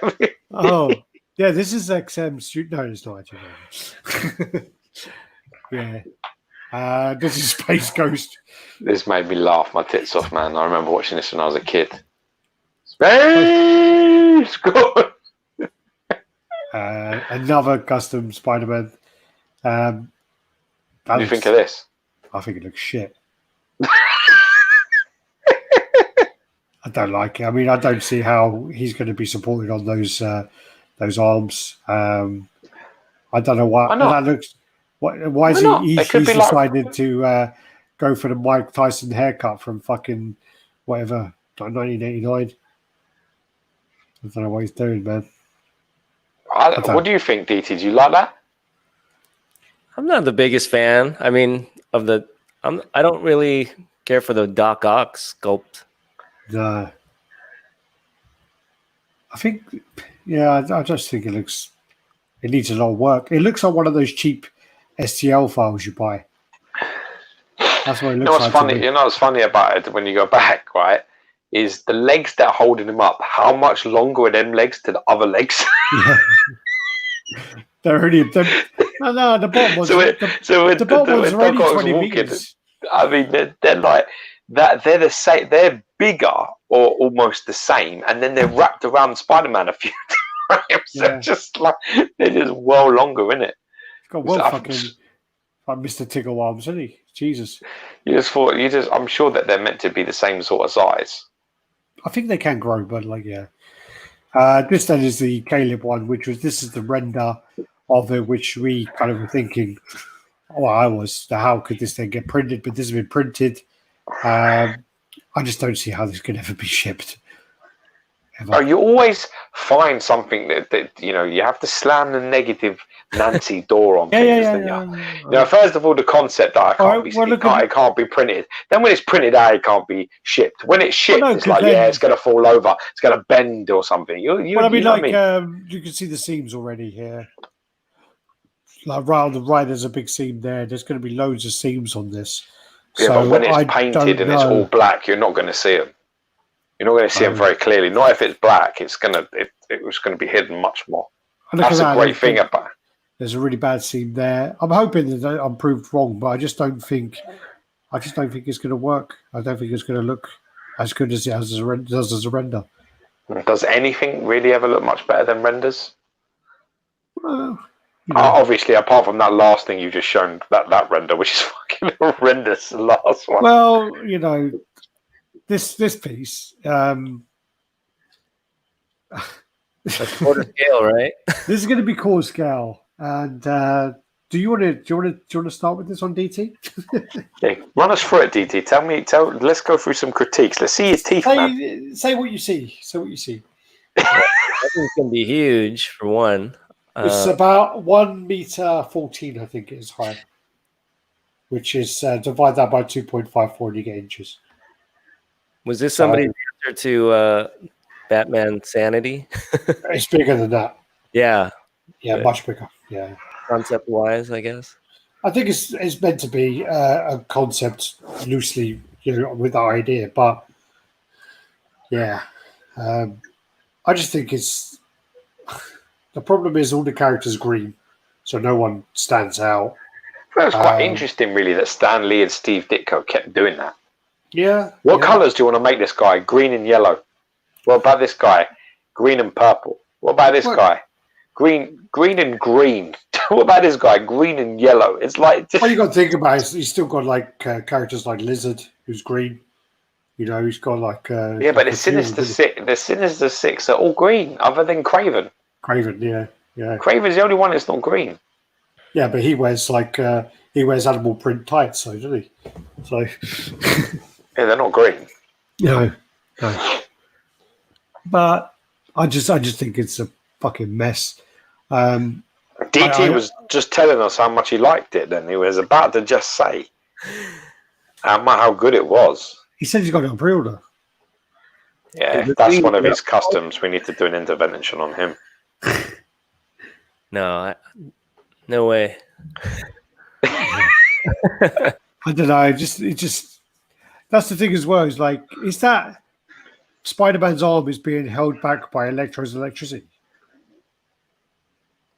What the fuck? Yeah, but in like the comic and some of the games and things like that, it does weird things. Doesn't it? In the comics, he makes like animals out of them. They're like little like bats or birds and shit. Loads of weird stuff. I don't know. I just think it's a mess. I just think it's like, all right, let's use the fucking smoke from Mysterio and the fucking sand to fill in all the fucking gaps. It's better than leaving gaps, though. Yeah, but I don't know. I don't like it. And also the positioning of Vulture. I'm not. The positioning of all of them is terrible. There you go. 130 centimeters. So that's going to be about. Actually, it's not that bad, is it? Oh no, 60 inches. It's massive. It's huge. Yeah, 60 inches is pretty big. Yeah. I was about to say they ain't that bad. Well, let's just put it this way, right? I believe that a DTOF space, if you take the shelves out and you've got it just where it's just two sections, I believe that a whole DTOF from top to bottom is 61 inches. So if that's 60 inches... No, this is 52 inches. Well, it's going to be then, if you look at a DTOF, which is like here, can you see one? Yeah. Yeah, it's going to be about there. From the ground all the way up. But then it's going to be like that. Also, it's 115 wide. Yeah, so it's going to be massive. It's bigger than these meter cubes that I've got going on here. That's going to be kept on collectors' floors for about until they try and move it on. I wouldn't even manage to get that in my fucking wheelie bin. Jesus. but you'd try. I would try. This is a custom Superman with the switch out bust. This is quite nice. This was sent to me by Stuart Murray. Yeah, Superman King. Yeah, he loves his Superman stuff. Nice stoic pose, man. Yeah. And he's in hand pictures of symbiote Spider-Man. What do you think of this, DT? I don't know. I love you, man. I love you. You're so polite, bro. It's good. But you're so polite that I know you're like, I don't like it. It's fine. Yeah. I'm not a huge fan. I think the paint looks a bit. It looks like it's horrible. Looks like it's been made of paper mache. It really does, doesn't it? Yeah, it looks like it's my fucking art project, and I can't fucking paint or sculpt. Jesus, that's pretty bad. It doesn't look good. No, this is not nice. This is quite impressive. I can't actually read what that says, but it says something art studio. Can you read what that even says? I can't even read that. Can you read it? I can't read it. I can't. The thing is with this, I'm always scared of these because when people show you like an ink thing and say, "What do you see?" What I really see, I can't ever tell anyone. Well, the Rorschach test, yeah. Yeah, I can't do it. I've done it before, and it's not. I shouldn't say what I really see. So when I look at that, I'm seeing "suck it, sucker," something along them lines. I'm sure that's not correct. I can't see it. Anyway, something art studio, and this is like the old Arnold from Dark Fate, I think. It looks great though. Wicked. Yeah, that looks really good. Cool that is. Really cool. Some of this silicon stuff is getting next level now. Only issue I have is you just don't know how long it's going to last. Yeah. Is that life size? Yeah, it looks life size. Yeah. Life size. That's punched hair. That's got to be silicon. Crazy. Yeah. That's unlicensed. Crazy detail. This then is another custom Thanos. This is the one that took ages to come out. So that's like Rocket's skull on his armrest there. Captain America's shield, hammer, and Iron Man's helmet down there as well. Coming in, my man. What do you think of this? That looks pretty cool. I mean, I have too many Thanos coming, but what ones do you have? So I have the XM coming. I have that. I have the life-size bust. Nice. And I have Thanos on throne. That's 3 massive pieces. Yeah, it's like this is meant to be pretty big as well. It looks huge. Just don't like the faces. The faces are fucking dire. Yeah. They look awful, the portraits on that. Actually, to be honest with you, I think this is better. But this is I don't really like that one. I like the Koto one better, much better. I like that face. Yeah, that face, but the other ones are worse. Trust me. There you go. That looks nice. Still doesn't beat the King. Yeah. And when I say King, I mean the Bowen Designs Thanos on throne. So that's the. If you're going for this sort of space throne and that type of accuracy, that's still the best one. This then is a Lino. Don't actually know who's made this. Don't know where it's from. It just popped up on the feed. Just looked pretty cool. He's doing a fucking deep lunge there. Jesus. Nah, that's proper Lino, man. That's real power, that is. You can almost hear the ho. Oh. Couple of Venoms in here now. Yeah, I saw these today. Actually, I quite like this. This is from a Delotto sort of concept, which I kind of like. The sort of hanging from sort of like a building sort of thing. I think it's pretty cool. I don't like this next one at all. It looks like something from Spawn. That. Yeah. I don't see Venom there at all. I see something out of Spawn, something different. Like the Vindicator. Yes, it's a bit strange that I don't see Venom at all in there. This is from Skarn's artwork from Venom #3, first appearance of Null or Knull. If you know what I mean. I don't know who that is. I think that is. I think that's the Colossus from Age of Ultron. Is that right? DT, do you know? Oh, you might be right. I don't know. Is that Colossus? I think it's Colossus from Age of Ultron. Sort of comics. I think it is. Looks cool though. Looks very clean. That's nice. That's a nice render. I don't know who this one is either. No. How about you, DT? Do you know who this is? No. So I'm pretty sure I've seen this ages ago, and somebody says who it was, but I've completely forgot what it was. I thought it was one of I've always one of Thanos' characters. It does look a little bit like Ebony Moore, doesn't it? A touch. It does look a little bit like that's that. what I thought it was for a second. That's actually the last pictures. Sweet, we did it. We got through it. We done it. Oh, good. Wow. Another week done. Business can resume. I've been trying to keep up with the comments as we're going along as well, but what's his name? F State dropped us some money. A big shout out to F State. The characters from Dungeons and Dragons is called Gore the God Butcher. That's him. That's the last picture. Yes. Yeah. Gore the God Butcher. I don't recognise him from Dungeons and Dragons at all. Unless Luke was talking about another. Nah, that's the last picture. Is that guy? I know that from the. Oh wait. Luke's talking to that. Cody said he doesn't like that Thanos. No, don't blame him. Hey, happy JCG. Luke Roberts, I started watching his statue videos as I'm a huge collector. You should sub to RaddTitan and tell your uncle. They do great video boxing and review. Thank you, buddy. I don't know about great. If you're watching DT and you're expecting that kind of quality, really, you'll be sad. I think you'll be quite sad. But what you will get is you'll get some brutal honesty and a good lot of banter while we're doing it, because that's why we do it, because we just enjoy that kind of thing. But the production quality of DT stuff is on a different level. We need to employ him to come and clean our shit up, really. Get us firing. Give us some tips and grab us by the ear and sort of have a stern chat.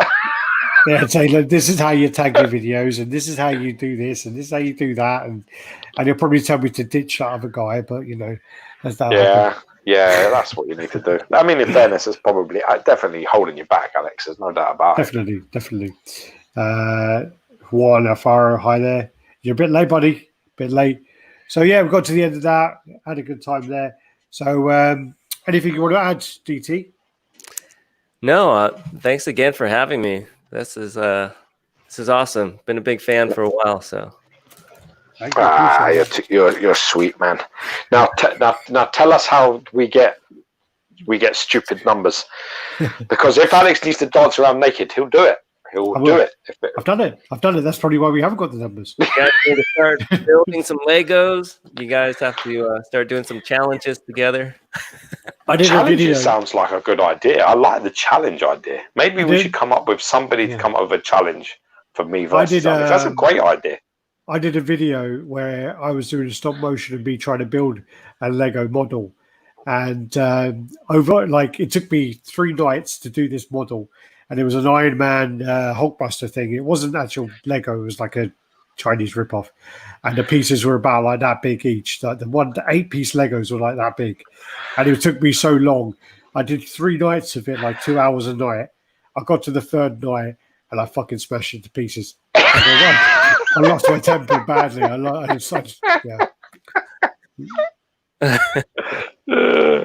And you're the patient one out of the 2 of us. Yeah. I smashed it, and like half the pieces went under the sofa, under my cabinets in there, and I was just like, "Yep, that's a waste of 3 nights on this." Did you film that part of it? Huh? Did you get that on camera? I probably have it somewhere. Yeah, I probably have it somewhere. But, I was angry with it, smashed it. All I did was like the fucking torso and the head. That's all I had. I remember coming round and like seeing it being sort of slowly built. And when I say slowly, I mean really slowly. It was a bit like, oh, Jesus. And they were tiny, them parts. They were really small. Like you need to use tweezers to put them together. Each one of them crazy, man. I'm glad you come on though, man. It's nice to have you on with us. And really, I really appreciating your videos and stuff you're doing. I think it's fantastic. Really super clean. I think something that something to aspire to be honest. Definitely. Yeah, I think some really good stuff, man. So huge congratulations. And your family seem lovely as well. I really enjoyed them. I really enjoyed them on a lot of the video. They were hilarious and made me laugh a lot. Yeah, I'll try and get them more involved. It's just, I think just it's the fresh perspective. I actually like. It depends on what you like to sort of watch, but you know, I actually do like it when tradesmen sort of come into my room, or you know, like Virgin Man comes in or Sky come in, and they need to like sort my box out or something, and then they walk into my room and they're like, "Fuck," like that. I like that sort of moment where somebody's like looking around with fresh eyes, who are not collectors and don't know what they are. Do you know what I mean? I just enjoy that. Well, I told you the fucking FedEx guy came to my house and then started talking about. He was delivering me literally a box every 2 or 3 days, and then literally I said to him one day, I was like, "Dude, do you want to actually see what you're delivering?" And he goes, "Yeah." So I showed him my room, my collection. He literally looked around like that. He goes, "Ah, my sister collects teapots, you know." And I'm like, "What?" My sister collects teapots. I'm like, "Get the fuck out of my house, man. What the fuck? Teapots." They could be rare teapots. They could be highly decorative. They could be very artistic. He was. You don't know that. He was mocking me. It sounds like he was taking the piss out of you. There's no doubt about it. Yeah. All right. We'll finish up there. So, do the usual, guys. Like, comment, subscribe, and share. And if you're not following DT Tube, check him out. It's under EvanTubeHD is the main one, isn't it? And any more of the other ones? Go ahead. The other one I'm just starting is DT's Geek Show, and it's I'm planning to do more comic related stuff on there for more diehard people. So nice. Good. Nice. I'll have to sub because I could do with the education. Yeah, definitely. All right. Oh, you're never too old to learn something new. God bless. Peace. Take care. Peace out, people.